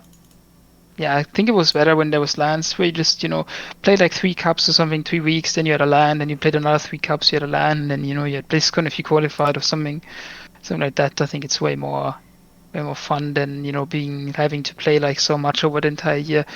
Like, then you maybe wouldn't get like as burned out of the game as much as you were like now as well, because it's been like too long and like the meta is the same and it's boring. I want to push like the theory craft on this. Like, what if at some point, like let's just assume the worst, all right, and they don't bring back the LANs. How do you think it would be if the if they took like kind of like an Overwatch League approach where you had like your little like local area network bases that your team would play at? Do you feel like that would still kind of like check that box for you, or do you think like I mean, obviously I think you'd prefer the LAN, but maybe how would you feel about something like that? I don't know, how does it work exactly? You meet with your team or what? Yeah, so it'd be like almost how Complexity Limit, I'm not sure how familiar you are, but what they did is they have an actual place, a establishment, like you go there. Gaming house. What's that? So like, is it a gaming house or something like that? And So they, like a boot camp kind of thing. You just meet with your camp, team yeah. and play from there. Or what? Right. That's where your team. You've got your own PCs there. You've got your stuff there, and all your team. It's almost like a team's headquarters, so to speak. I mean, it would be better. I wouldn't really replace it, but Yeah. yeah. better, I guess. I mean, it's also a bit difficult. I think, at least for Europe, people live in so many different countries, so it would kind of be a LAN in a sense, at least without maybe the other team being there, but at least for your team, right? Yeah. So yeah, I mean, I think it would be interesting. I think it would be better than it is now, but I would still rather have like actual LANs. Yeah. I think. Yeah, definitely. For sure. Gerissar, what do you think, man? About the AWC? Well, about that, because I think the problem is like you get to it. That requires a certain level of investment to where the actual organizations that are buying on to the program, so to speak, have enough have a certain level of establishment and assets that they are willing to I guess throw around. But I guess the Overwatch League is a much different a different animal. So yeah, I'm just kind of curious how that would overlap. Yeah, I'll be honest, I don't see it happening. Yeah, if that was to happen, then you'd have to have organizations. You'd have to have organizations willing to actually pay, or an overarching organization pay players a reasonable salary, have them move to physical locations. So yeah, I can't even imagine what that would happen. Like, I think it was skill cap. So you guys, you're Sweden, Yugoslavia, and what's Asgrath is French? No, it's like Asgard is from Norway. That's right. Frosty's from the UK. I'm from Germany, and Blizo's from Slovakia. That's okay. So I was off on a bit. Sorry. Zipa used to be no worries. But yeah, I mean, like, can you imagine all of you guys having to pack up and move to someplace in Europe? Like, moving is like. I mean, I don't think I would want to move. I mean, I wouldn't mind going there for like the tournaments maybe, but I wouldn't want to move there and live there 24/7. I think it's unrealistic as well. I mean, maybe in a world where you would get paid so much money that it would make it worth it, but not with how it is right now. Definitely not. Yeah. You don't find, because they've been increasing the prize pools regularly. Do you not find that the prizing worth it? Now, it's worth. I mean, it's fine. It's just I mean, it wouldn't be worth it for me to like give up my entire everything else in my life, not study, live in a different country, just to I don't think it's that worth it. Okay. I think it's fine for the time you invest. I don't think it's realistic. I don't think you can make a living from it unless you win every single tournament of the year, which is kind of unrealistic. I guess it depends a bit as well where you live, but in Germany it's not really possible to do that. It's not really possible to just live off WoW and do nothing else. At least not of tournaments. Yeah. Maybe if you combine with streaming and stuff, but yeah. Blizo, you said no, eh? Yeah, I mean, I don't think it's possible to make living out of WoW unless, like Maro said, you're winning everything. And what about the other teams? Basically, right now I would say it's us, the only team making the money in EU, because every other team is not even winning anything. What about Ceralium Brain? How do you guys find? Do you find the money is equitable, or do you feel that it just makes it, or less? I mean, it's definitely better, but I definitely don't think it's possible to live off of just competing in WoW. Mm-hmm. I think if you win everything even, I still think at least where I'm living at, there's no way that's enough either. Yeah. So and it's a decent amount of time invested, and you also have to win everything, and even with all that, it's probably still not enough. And like Blizo said, if one team's winning everything, then every other team obviously is not. so they're making like even less. So, yeah. So if you're barely making as the winners, what does everybody else get, right? Like it's Yeah. Okay. Fair. And I guess to be fair, it is like split in half this year between both regions, but I still don't. Even if it was together, I still don't think it would probably be enough. Unless, I just don't see it being enough, honestly. All right, fair enough. It's it. How far away do you think they are? That's been a common thing. How far away do you think they are? Do you think that like are they like a good distance away in terms of being able to be sustainable, or is it maybe like you're kind of close, but they just need to steadily increase each year, and we should be there soon? Or like, what's your general feeling towards that? I feel like they were close to it when they did the thing with the toys. Yeah. But then they fucked it up, so yeah. Okay. Yeah, that toy thing was definitely really good for the prize pool, but I also feel like they might need to like introduce like salaries to people playing like the circuit, for example, or something, because I feel like having like a guaranteed base salary that would help a lot too, on top of like that if they brought back the fundraising thing again. Yeah, I think it's just really hard to live off, tournament winnings. Because, even like I said earlier, even if you win everything, I think you make like this year, maybe you win like $40,000 or something. If you win every tournament, maybe it's a bit more, maybe it's a bit less. I don't know exactly how much it is. But as if you win everything, and then you can't really, go into a year and say, okay, I'm going to win everything this year and I'm going to make this amount of money. It's more like when you just see how it goes. WoW is also a game where, the meta might change and stuff, and then maybe your team does worse. But I think the, prize money wise, it's pretty far away. But I also always said that, it has to be, it's obviously they can't just make it bigger without having more viewers, more like sponsors in it, more, things. So I think it's okay the way it is. I think if there was LANs, I wouldn't mind it so much. Without LANs, I don't think it's that good. But I also don't want to take a break just because there's like no LANs maybe for a year or two because of, a global pandemic. But yeah, I think they're kind of far away. Like either put in a salary of something, or the prize pools would have to be like way bigger to, just gamble on it. Also, the competition will get better because I feel like people will be motivated more to practice and everything to actually win. Yeah, like if the prize pool was like 10 times as high as it is right now, like just to throw in some random number, then it probably would be harder to win everything the way we do, because every team would be playing 24/7, trying to, try the hardest.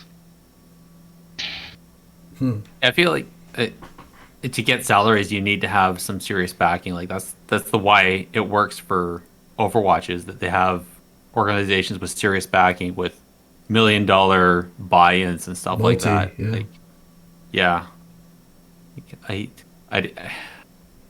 I'd hate to think what would happen to teams or organizations like Method, where all of a sudden it's like, okay, if you want to play, if you want to have a team with your logo on it in AWC 2022, you have to do $1 million buy-in. Like I don't know if SCO could even do that. Like it's, all right. Yeah, definitely. Well, why don't we kind of transition to a lighter subject to kind of start to close out here. Since we've had you for a good bit here, so just as a last kind of before our last parting, right? But as a kind of lighter subject, what are your thoughts on the on chat's hashtag solo queue? I don't think. I mean, I think it's maybe it would be good for the game. I can't really tell. I don't think it would fix all the issues. I think mainly all the people that stream want the solo queue to be in the game, just because it's good for them that they have some content to stream. To me personally, I don't think I would, use it much. And I'm also more worried about, the other parts of the game, 2v3, 2v2, dying out even more if there was solo queue. And it's not really I think solo queue would be good for people who just want to for the average player, and for people that stream. For people that compete, it wouldn't really do much. I actually don't So agree with Maro. I feel like solo queue would be actually a really good addition to the game.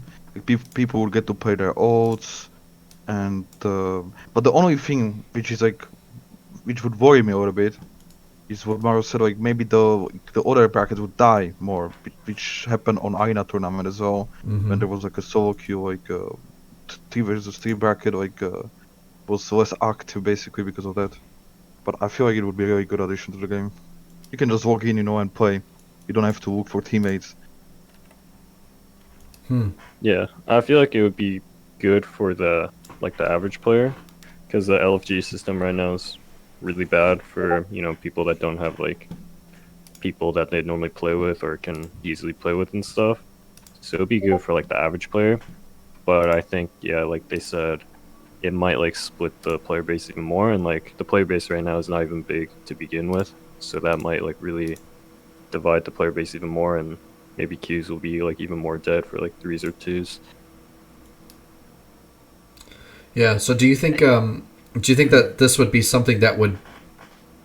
Because like if the LFG system is the problem, do you think this circumnavigates the problem or fixes the problem of the LFG system being bad? That's what I'm kind of curious, and I think where I start to see a lot of divide in people's opinions, because I agree. I'd love to see an improvement to the LFG system. I think it was maybe, what was it, Gerissar? Like 2 episodes ago, we were talking about ways that you could revamp the LFG system to show different more details and like an in-depth kind of rundown on other players and in more of a actually serving its purpose, trying to encourage people to play together rather than just like how it is right now, where it's a lot of achievement walling, and it's a lot of like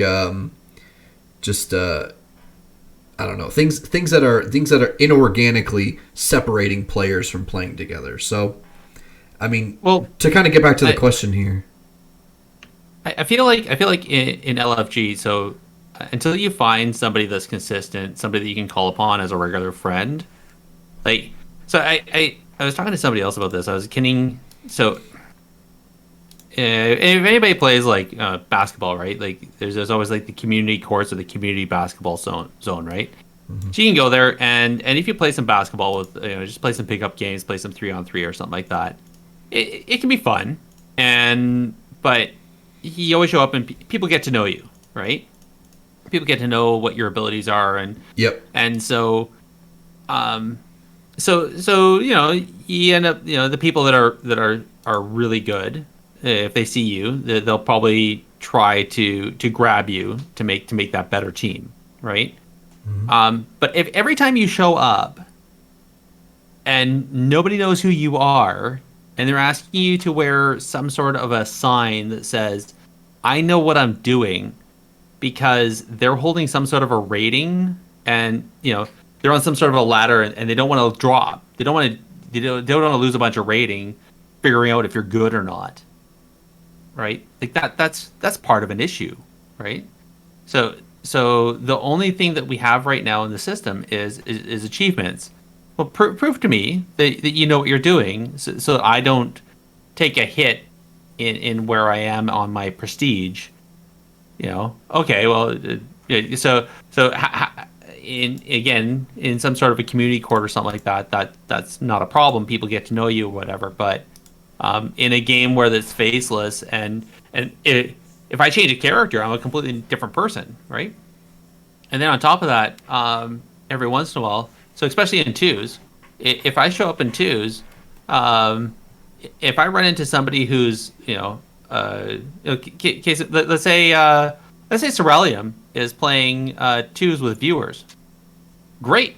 I just ran into Ceralium on 2s. That's awesome. Holy, he just kicked my butt. That was fun. Okay. And then I queue in with my friend again, my new friend. And we're queued into Ceralium again with his viewer friend. Okay, this isn't so much fun anymore. like I can only run into Michael Jordan on the court so many times before it gets really boring that he's smoking my butt and it's no fun anymore, right? Mm-hmm. And so, not saying that Ceralium shouldn't be able to play with his other newfound friends and be able to have some fun. Like that's fine, but should it come to a cost of my ability to try to climb a ladder? It gets boring, kind of. And if it's not Ceralium, it's Zaryu. If it's not Zaryu, it's Brain. If it's not Brain, it's Peekaboo, right? Like it gets boring really fast. So, all that said, I think I can see where solo queue could be helpful in helping people find people to play with, so that no different than the LFG system if it was revamped to help people figure out historical, how good a player was, does that player actually have an achievement? Do they have the ability to know what they're doing? So if I'm a 1900 player and I'm trying to climb to 2K and I run into somebody, if they say that they're 1900 as well, I should be able to find a way to say, either trust them what they're saying, or they're not using some fake achievement add-on, Mm-hmm. or be able to rather than having to go to some external website just to see if they actually are 2K and that their 2K isn't from, I don't know, Burning Crusade. So I'm going to get off my horse here. Yeah. I feel like the biggest problem with LFG is like I had many people, or actually my friends, complain to me is they get like in LFG they look for teammates for like 30 minutes, and after 30 minutes they finally found someone, they queue 1-2 games, and then these people leave. Yep. And then they go again into queue, they look for people, takes 30 minutes, they don't even get to play the game basically, and they spend like 4 hours in the game and they play like for an hour, not even an hour. Yep. I think that's the biggest problem with LFG. So I think this is why solo queue would help, because you just log into WoW and you queue solo queue and you just play. You just get to play the game all the time. It's interesting there because on LFG you're either looking for other players or you're sitting there waiting for players to find you. Yeah. I can't sit on I can't advertise myself saying I want to play and then go and find you. I have to quit my listing to go and find you. Mm-hmm. So, and I've heard this for some other places where, like, I know Stoops, he created a horde guild over on NA Tichondrius, and now I heard that the guild's starting to fall apart now. Well, not fall, it's starting to die off, just because everybody's getting tired and whatnot. But a lot of the people that join the guild are followers; they're not leaders. So yeah. They joined to join games, but not run games. They don't want to create anything. Mm-hmm. And I think that's also a bit of an issue. Is if for every one player that has a listing on LFG or anywhere else, there's a good 10 or 20 players that aren't. They're just looking for people to play with. And I think that's also a concern. Is that I think that's one of the restrictions to the LFG system, is that you can't look for things while you're sitting advertising yourself. Yeah, that makes sense. I see that, and I think that there are solutions to that could directly be implemented into the current LFG system. My concern with the solo queue option is I'm concerned that what that does is that throws a larger divide into the disparity between like players who are just sick of WoW and players who are like playing consistently on the ladder. I think it pushes both sides further into the extremes. And I think it also scales up the toxicity, because now all of a sudden you're solo queuing, all you do is get paired with bad teammates, and that's why you can't climb, and all this stuff. And I feel like that's the thing. I think that's the thing. Like you just have a rating there, and you cannot play if you're bad. Then you're obviously playing with people who are on the same level, because you have a rating in that bracket. So if you're good, you're gonna play with good people. Mm-hmm. that's how it worked at least on Arena tournament. Like you could climb solo queue. It was obviously like sometimes 8 because like let's say you played some weird combs because like in WoW not every comb works. Like let's say Red Paladin with a Right. Warlock or something probably doesn't work that good. But still, I think like everyone is like basically queuing the solo queue, so you're also gonna face weird combs sometimes, and like you're gonna have like the advantage of the comb. So eventually, like it evens out. So you should climb the rating if you're good. You should be able to carry the 2 teammates you have with you. Obviously, some classes can carry more than some Yeah. Sure. other classes. Yeah. Even in live ladder, there's sometimes paper rock scissors where you queue into the team the comp that's gonna defeat you just because of comp. Right. Yeah. Yeah. I think also though on the flip side, what I do like about this is it does give me someone who's going to be more prone to go find players and join voice with those players a more prominent advantage because most of the teams that we queue into will not be on voice, or they will just been randomly just matched up just for the first time. So I feel like there's a certain interaction there because what that does is that creates an incentive structure now for. Okay, you could solo queue just for, like, if you want to just, man, I only got time for a few games, I'm just going to queue a few games. But if you're looking to sit down and spend an hour and a half or so, or 2 hours with a little bit of a queue session, maybe with some other people that you already know, you have an inherent or a certain advantage structure that you can take advantage of there.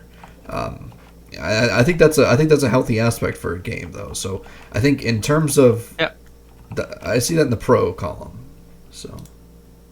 I personally, as an old fart, sometimes I'll have like an hour to play. The last thing I want to do is sit in a queue on LFG for like half an hour, waiting to play some games, right? And then finally be able to play a game and maybe get in 1 or 2 and be like, oh, sorry guys, like I gotta go to bed, right? Yeah. So, yeah. I have. So before we go into the final question, I have one question for everybody. And I'm gonna call around the table again, but I want to bring this up. Is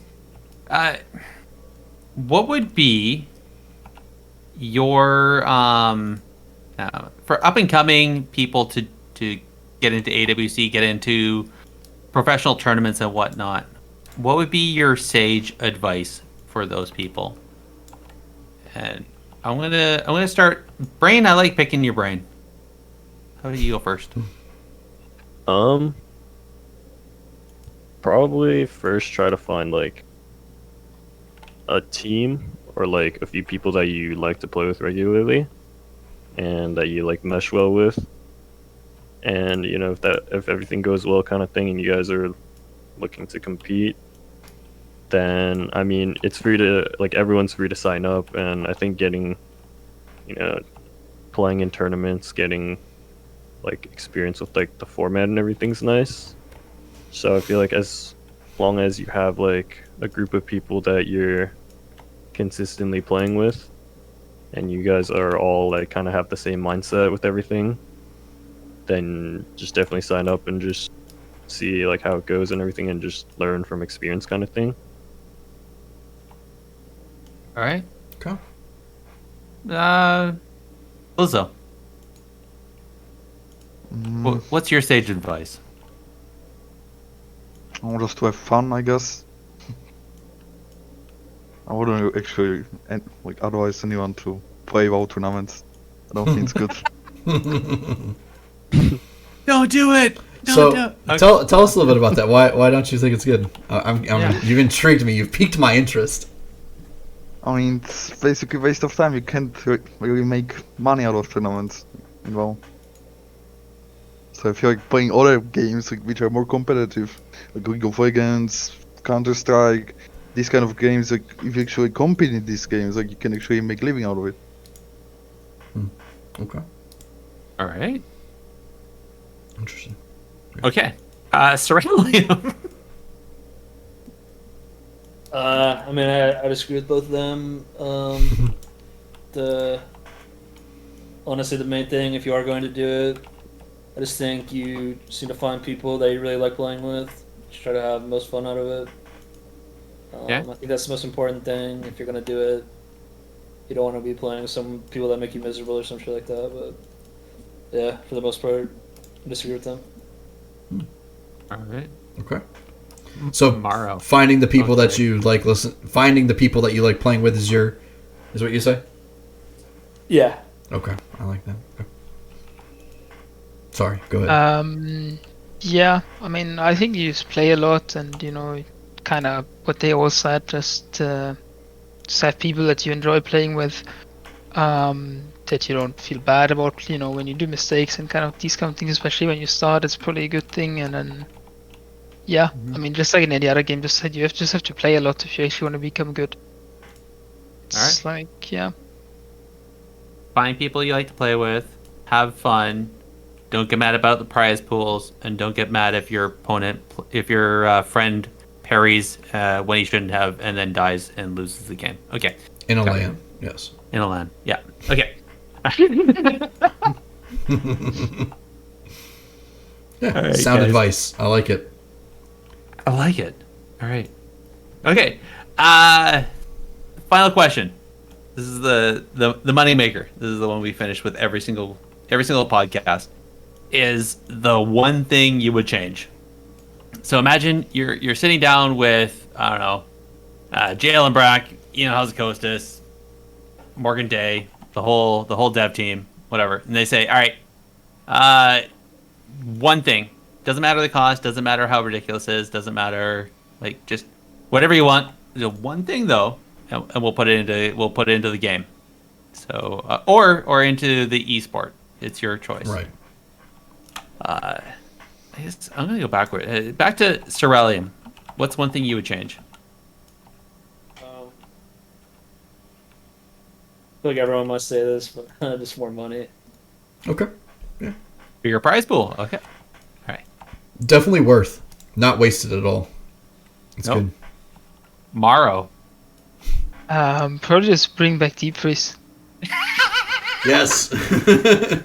Not the first time we've had someone ask for this, mind you. Yeah, it would be fun if they brought it back. Like, we'll make it, so Frost wouldn't be such a damn spec. It would be, make it more fun to play other specs again. That's hilarious. Not the first time. Okay. Blizo. If you're talking about spells, then Charleston. Charged. You said that last time. Yeah. I love it. He's a man who knows what he wants. He is. It's hilarious. Andallyn. Gee, man. I would like to see... I'd like to see more of a... more of the... I don't know if it's necessarily community, but I'd like to see more of the population who plays WoW become more interested in the esport itself. How it's done, I don't really know. We can speculate, but that's another topic for another time. But I would like to see more of the population that plays WoW become more interested organically in the actual competition of it. So That is the $1 million question. it is, yeah. Brain. What's one thing you would change? Probably just more like frequent changes, so it doesn't get too stale. Mm-hmm. Okay. Do the micro change rather than waiting for the big patches? Yeah, definitely. All right. I think last time I said I wanted them to change the structure from weekends only to like nighttime. But this time I'm going to turn around and I'm going to say I wish that they had PvP tooltips.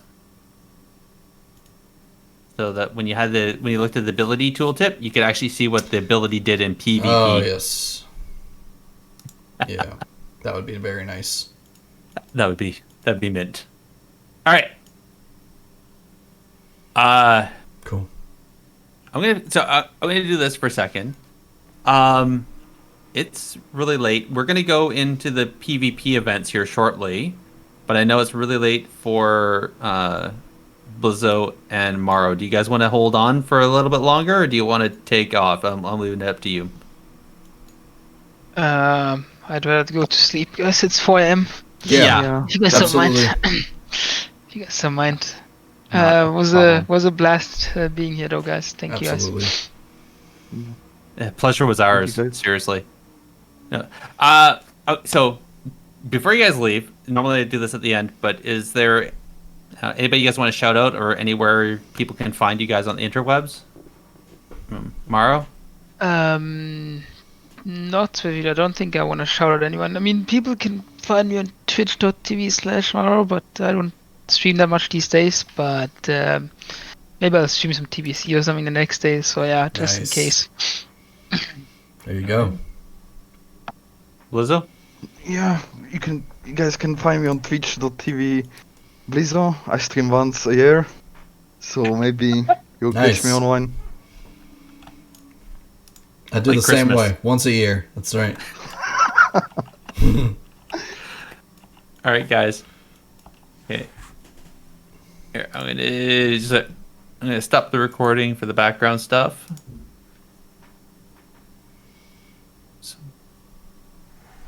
All right.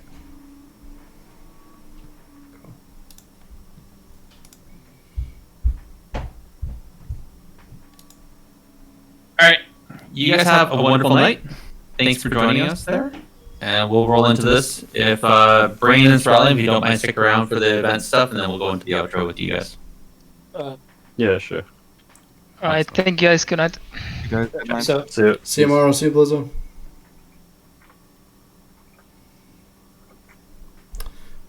I'm hearing you double, so is that you just have to press record? Something's weird here. Why isn't that working?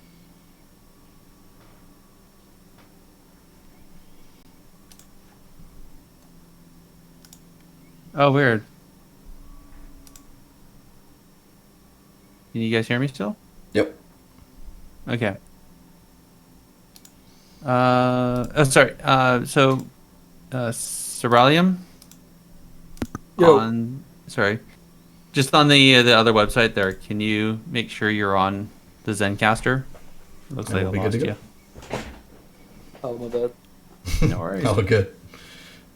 Yeah, it's all good. All right, you got him. Let's start that one back up. Oh. There we go. Okay. Cool. We're good to go again. All right.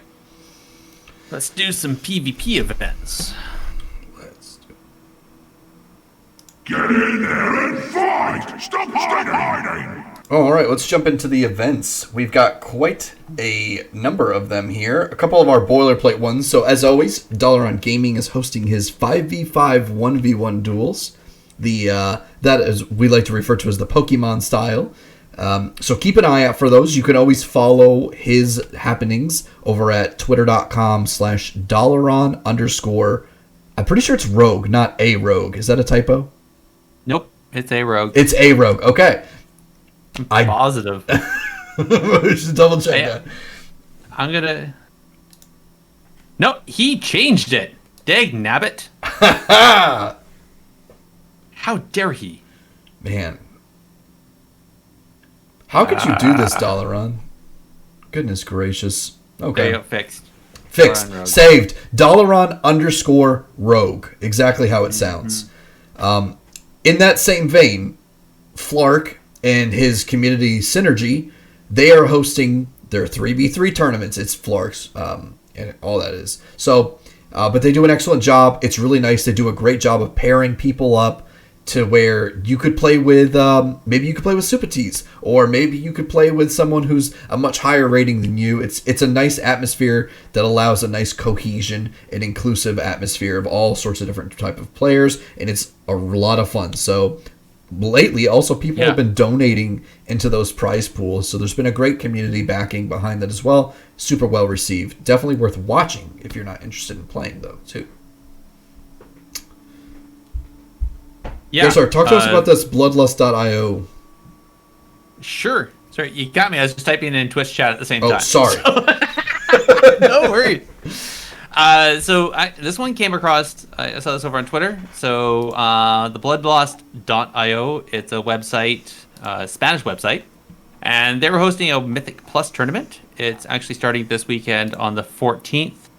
So they've already gone through all the qualifiers and everything, but they have a £3,000 or €3,000 prize pool, and so the stream's going to be over at twitch.tv/Phobiac, and I'm going to have some links in the show notes for that, of course. Yeah. But you can go over there and check that out. Speaking of things like Radar.io, Radar.io is doing a Mythic Plus Charity Pro-Am circuit with Complexity Limit and the Keystone Masters, and that's going to happen this Saturday as well.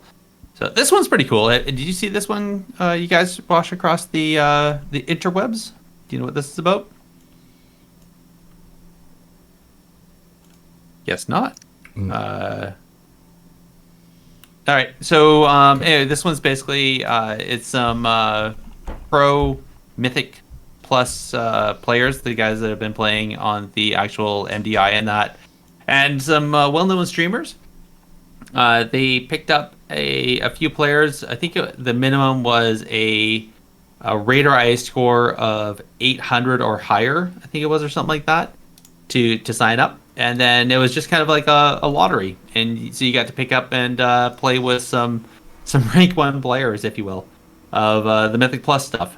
So should be a fun time. And I just saw this one the other day. Method's doing their Mayhem series again. Did you see that one, Andallyn? Yeah, did. Awesome. Absolutely. Yeah. So the Method EU Mayhem is starting on the 20th. And it has a $2,000 prize pool, if I remember seeing that correctly. Plus, they're doing crowdsourcing. So if you want to go and support the players that are signing up for that, you can go over to, it's a matcherino.com link as well. So links are going to be in the show notes, again, as always. But go over there, sign up if you're interested. We just talked about it, right, guys? Yeah, find some players you like to play with, and go ahead and sign up, right? Indeed. Yeah. Yes, sir. And hey, Brain, Ceralium, are you guys gonna sign up to the death pool there on the 21st? I don't think so.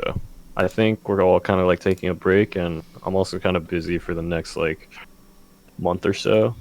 So unfortunately, I don't think we're gonna be playing that. No worries. Lucky for the competitors. Yes. Yeah. Ceralium, are you gonna go find another healer friend? I actually might play with just some friends. Yeah. That's cool. If my teammates are not gonna be around or don't want to play, I might just play them for fun. Yeah, fair enough. Absolutely. Well, these are definitely fun. That's for.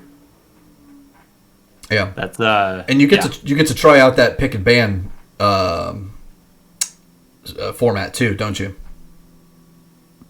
Sorry, what was that? I think they do the pick and ban format that we were talking about earlier with the Death Bowl tournaments. Oh yeah, we played in the first one. Yeah. So that really really cool kind of place to kind of feel that out. Indeed.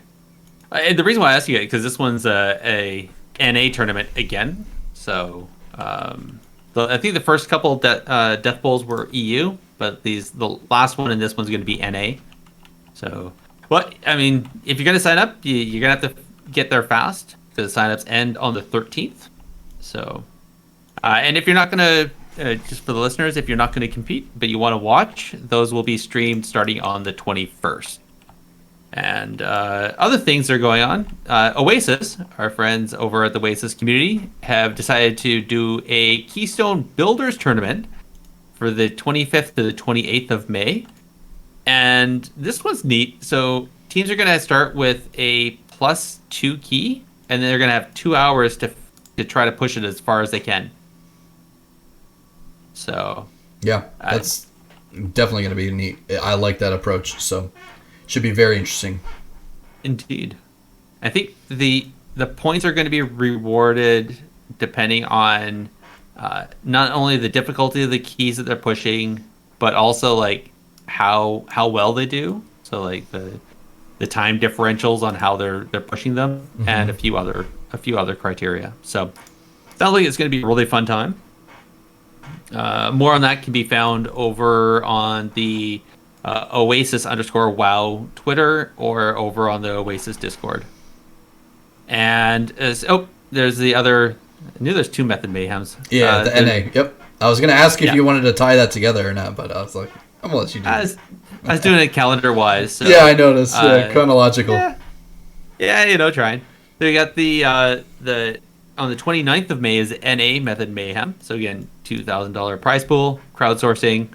Grab some friends, have some fun, and oh shoot, now I'm out of chronological. Anyways, so and then we got the Blizzard tournaments. So the AWC Season 2 starts now, and we got the Relegation Cup, which is the signups have ended, and the tournament is going to be this weekend on the 14th and 15th. So this is the neat thing. I'm not. It's Ceralium and Brain. How do you guys feel about this? So you guys went through Season 1, all the cups into the circuit. Now you guys won the finals with the top 4 teams from circuit, and now we have the Relegation Cup, where teams are going to fight. And if I'm not mistaken, the top 2 teams from the Relegation Cup are then going to circuit Season 2. Yeah. And then that's going to result in the grand finals.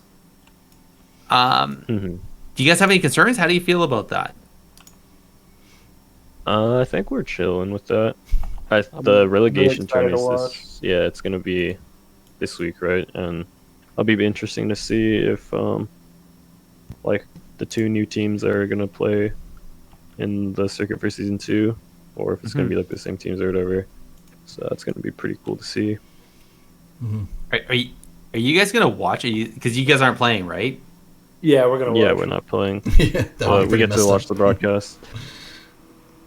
So you just sit back and just pick apart all the teams and watch what they're doing, and then be like, okay, take notes. Something like that, I guess. Something like that. Yeah. We're just gonna be watching to just to chill and see. Just some popcorn, Yeah. I don't think we take any notes. No taking? Okay. We gave them the notes. Yeah. My brain's so competitive. I'm thinking like if I was capable, I would totally feel like I'd sit there and like watch what everybody's doing, so that I was prepared for them when they hit the next circuit. Just that's the way my brain works, I guess. So, all right. I think that's. Oh, and then of course. Yep. The great push. The great Mythic Plus key push, that's going to be happening on the 28th to the 30th of May. So that's going to round out all of the official Blizzard esports that we know of to the end of May, and then all the community stuff. As far as I understand, there's going to be more stuff coming down the pipe.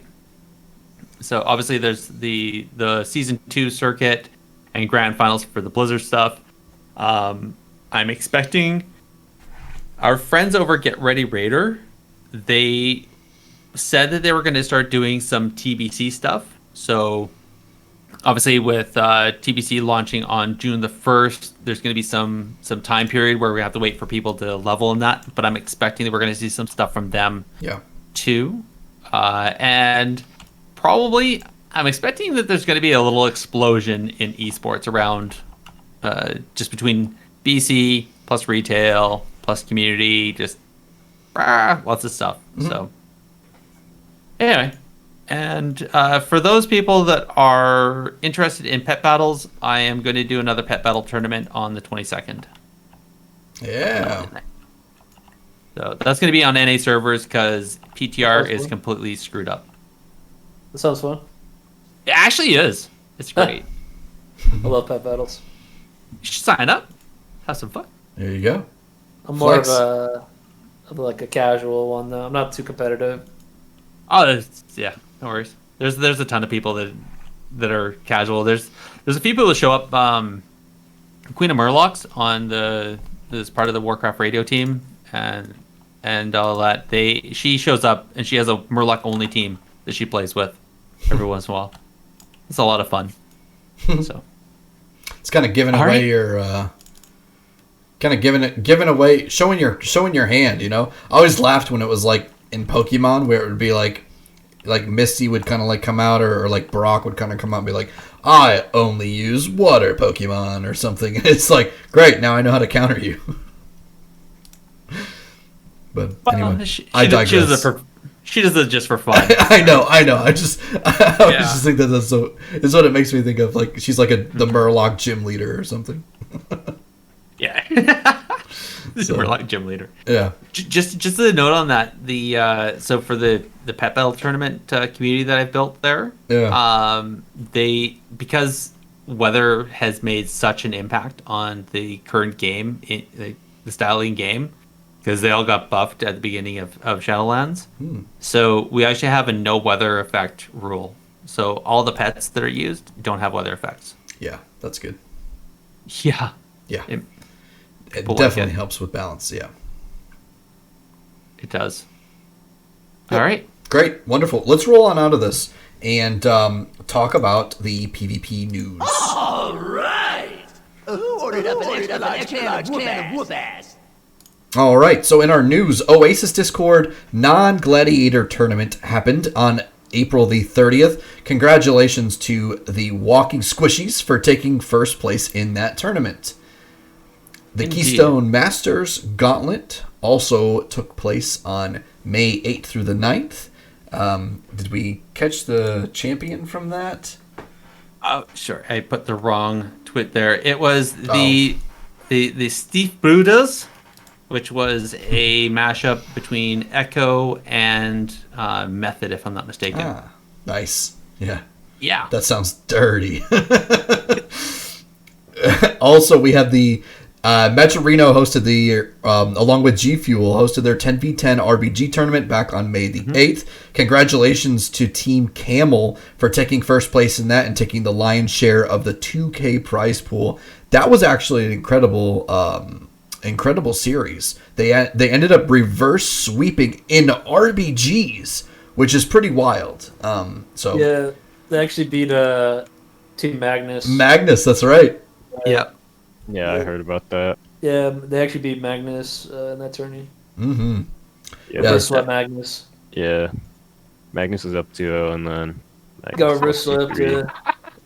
I think it was Magnus, right? Yeah. Yeah, I think it's Magnus was on that team, I think. It was, yeah. Magnus was the leader of their team. It was so funny because I was adminning for that, and every time I would talk to Magnus, he'd just be like, "Hey, make sure you can let Camel know if he wants to forfeit. It's totally fine." Oh, and then they first swept Magnus, right? Yeah. Yeah. So I'm laughing my butt Magnus off. was trash talking. I love it. I love Like Magnus reverse playing sweep. though. I love that he brings the trash talk element though. So. It's hilarious. Magnus just showed up in the stream as we started talking about it. Oh no. That's all right. He played well, nonetheless. Nonetheless. Oh, that's hilarious. He's in the chat. He worst goes, time to open the I stream. picked the worst time to open the stream. Couldn't time it better. That's hilarious. That's okay, but that was a great event, and we're hoping that maybe that can lead into something new, to be able to have another certain type of competitive aspect of WoW with some backing. So thank you so much to Maturino for putting that together. OTK also hosted a Burning Crusade Beta Arena Invitational. Very, very fun. Lots of participation and involvement. They had 8 team captains where they draft picked their teams from the players that were invited, and they fought for a $3,000 prize pool. So congrats to Team Hydra for taking first place in that after fighting their way through the lower bracket. And that was a total prize pool of $5,000. So the Asmongold Invitational, as it was labeled on the stream. But that was an amazing matchup. Yeah. So it was really cool because there's some people that were unknown to the retail community from all the private servers that were invited there too. So yeah, absolutely, it's very inclusive. They always do a great job at that kind of thing, especially with that kind of with their reach. And I love what they're able to do with that. So that's wonderful to watch. I love watching. I watched S-Fan doing his field reporting. Yeah, that's the best, man. I love it.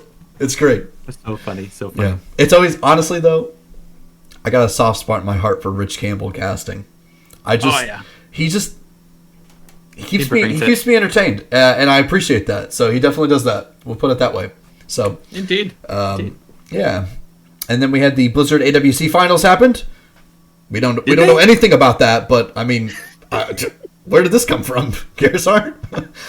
Big congratulations to Skillcapped EU, who have hence gone to sleep, and our fellow compadres here, Method NA, for taking first place. Congratulations, guys, and thank you for joining us on the show. And then lastly, we have some of the hot fixes. Do you want to talk about that? Yeah. So as always, hot fixes are happening. Of note for PvP, I saw that there was a fix with the interrupt effects and scare beast while aspect of the turtle is active. Not exactly sure what that means, but it happened. And the rated PvP seasonal mount. So I think this season it was a spider, if I remember correctly. Mm-hmm. So normally people have to get a minimum of 1,400 rating and then win a certain number. I basically just get 1,400 rating and then they can get them out. Matches. The team decided to reduce the CR requirement to 1,000. And later on this was clarified. So this was put through as a hotfix, and later on they clarified through, I think Wowhead saw it as well, but they reported it was because basically because the average rating. So the seasonal amount is more of like a participation award, not like gladiator mounts that are, congratulations, you reached glad status and whatnot, or the rank 1 statuses or anything. Mm-hmm. So because of the way gearing is, because of some of the walls that people are finding in the rated ladders, they decided to lower the CR requirement to make sure that the largest number of people who have been competing and grinding it can actually get the mount. Yeah. Okay. Yeah. Sure. And that's about it for that stuff. So, hey, shoutouts. Let's go. Brain or Ceralium, do you guys have any shoutouts? Just one. It's two actually. Okay. Shout out to Magnus, second place world champion, and shout out to Drake as well. Nice. Wonderful. Jinx, you owe me a soda. Brain, any shoutouts? Shout out to Bay, of course. Shout out to the day ones. Oof. Yeah. Shout out to Mag also. Second place in the RBG tourney. World. Getting reverse swept, but yeah, second place in the world for the RBG tourney. 2-3. Very close series. Mm-hmm. Respectable. Serious respect. I'm wondering how many Baconators he's going to buy with those prize winnings. A few more if he got first, but one game made the difference for that. Yeah, unfortunately, so he's really good for Team Magnus, but he'll be reduced. He'll be reduced to getting a son of Baconator instead of a full-on Baconator, which that's okay. It'll save him the cows. No worries. Yeah. Gerissar, any shoutouts for you, man?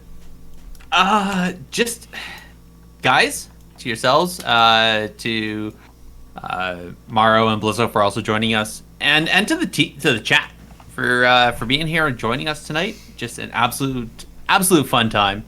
Thank you guys. Awesome. How about yourself, Andallyn?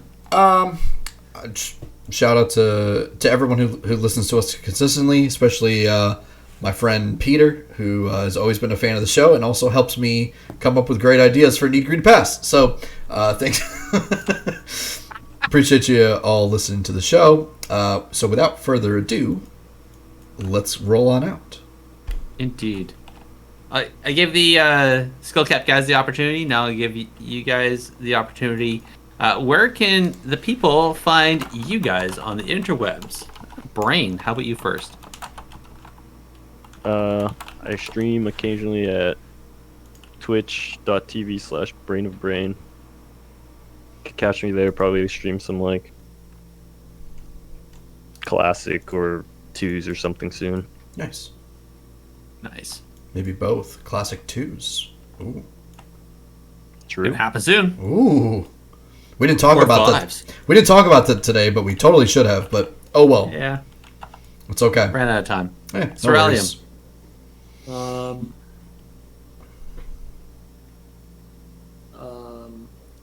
Where can people find you? Twitch, Twitter, Instagram, OnlyFans. Well, I have a Facebook. All right. Okay. There you go. That's right. I stream on twitch.tv/Ceralium, and that's also my Twitter as well. That's pretty much all the social media I use. Nice. All right. Good to know. You TikTok famous or anything like that yet? Working on it. Okay, that's all right. Just made an account today, so. Oh, wow. Look at that. He's coming along. All right. Well, awesome. Sounds great. There you go. Well, Andallyn, can you tell everybody where they can find us?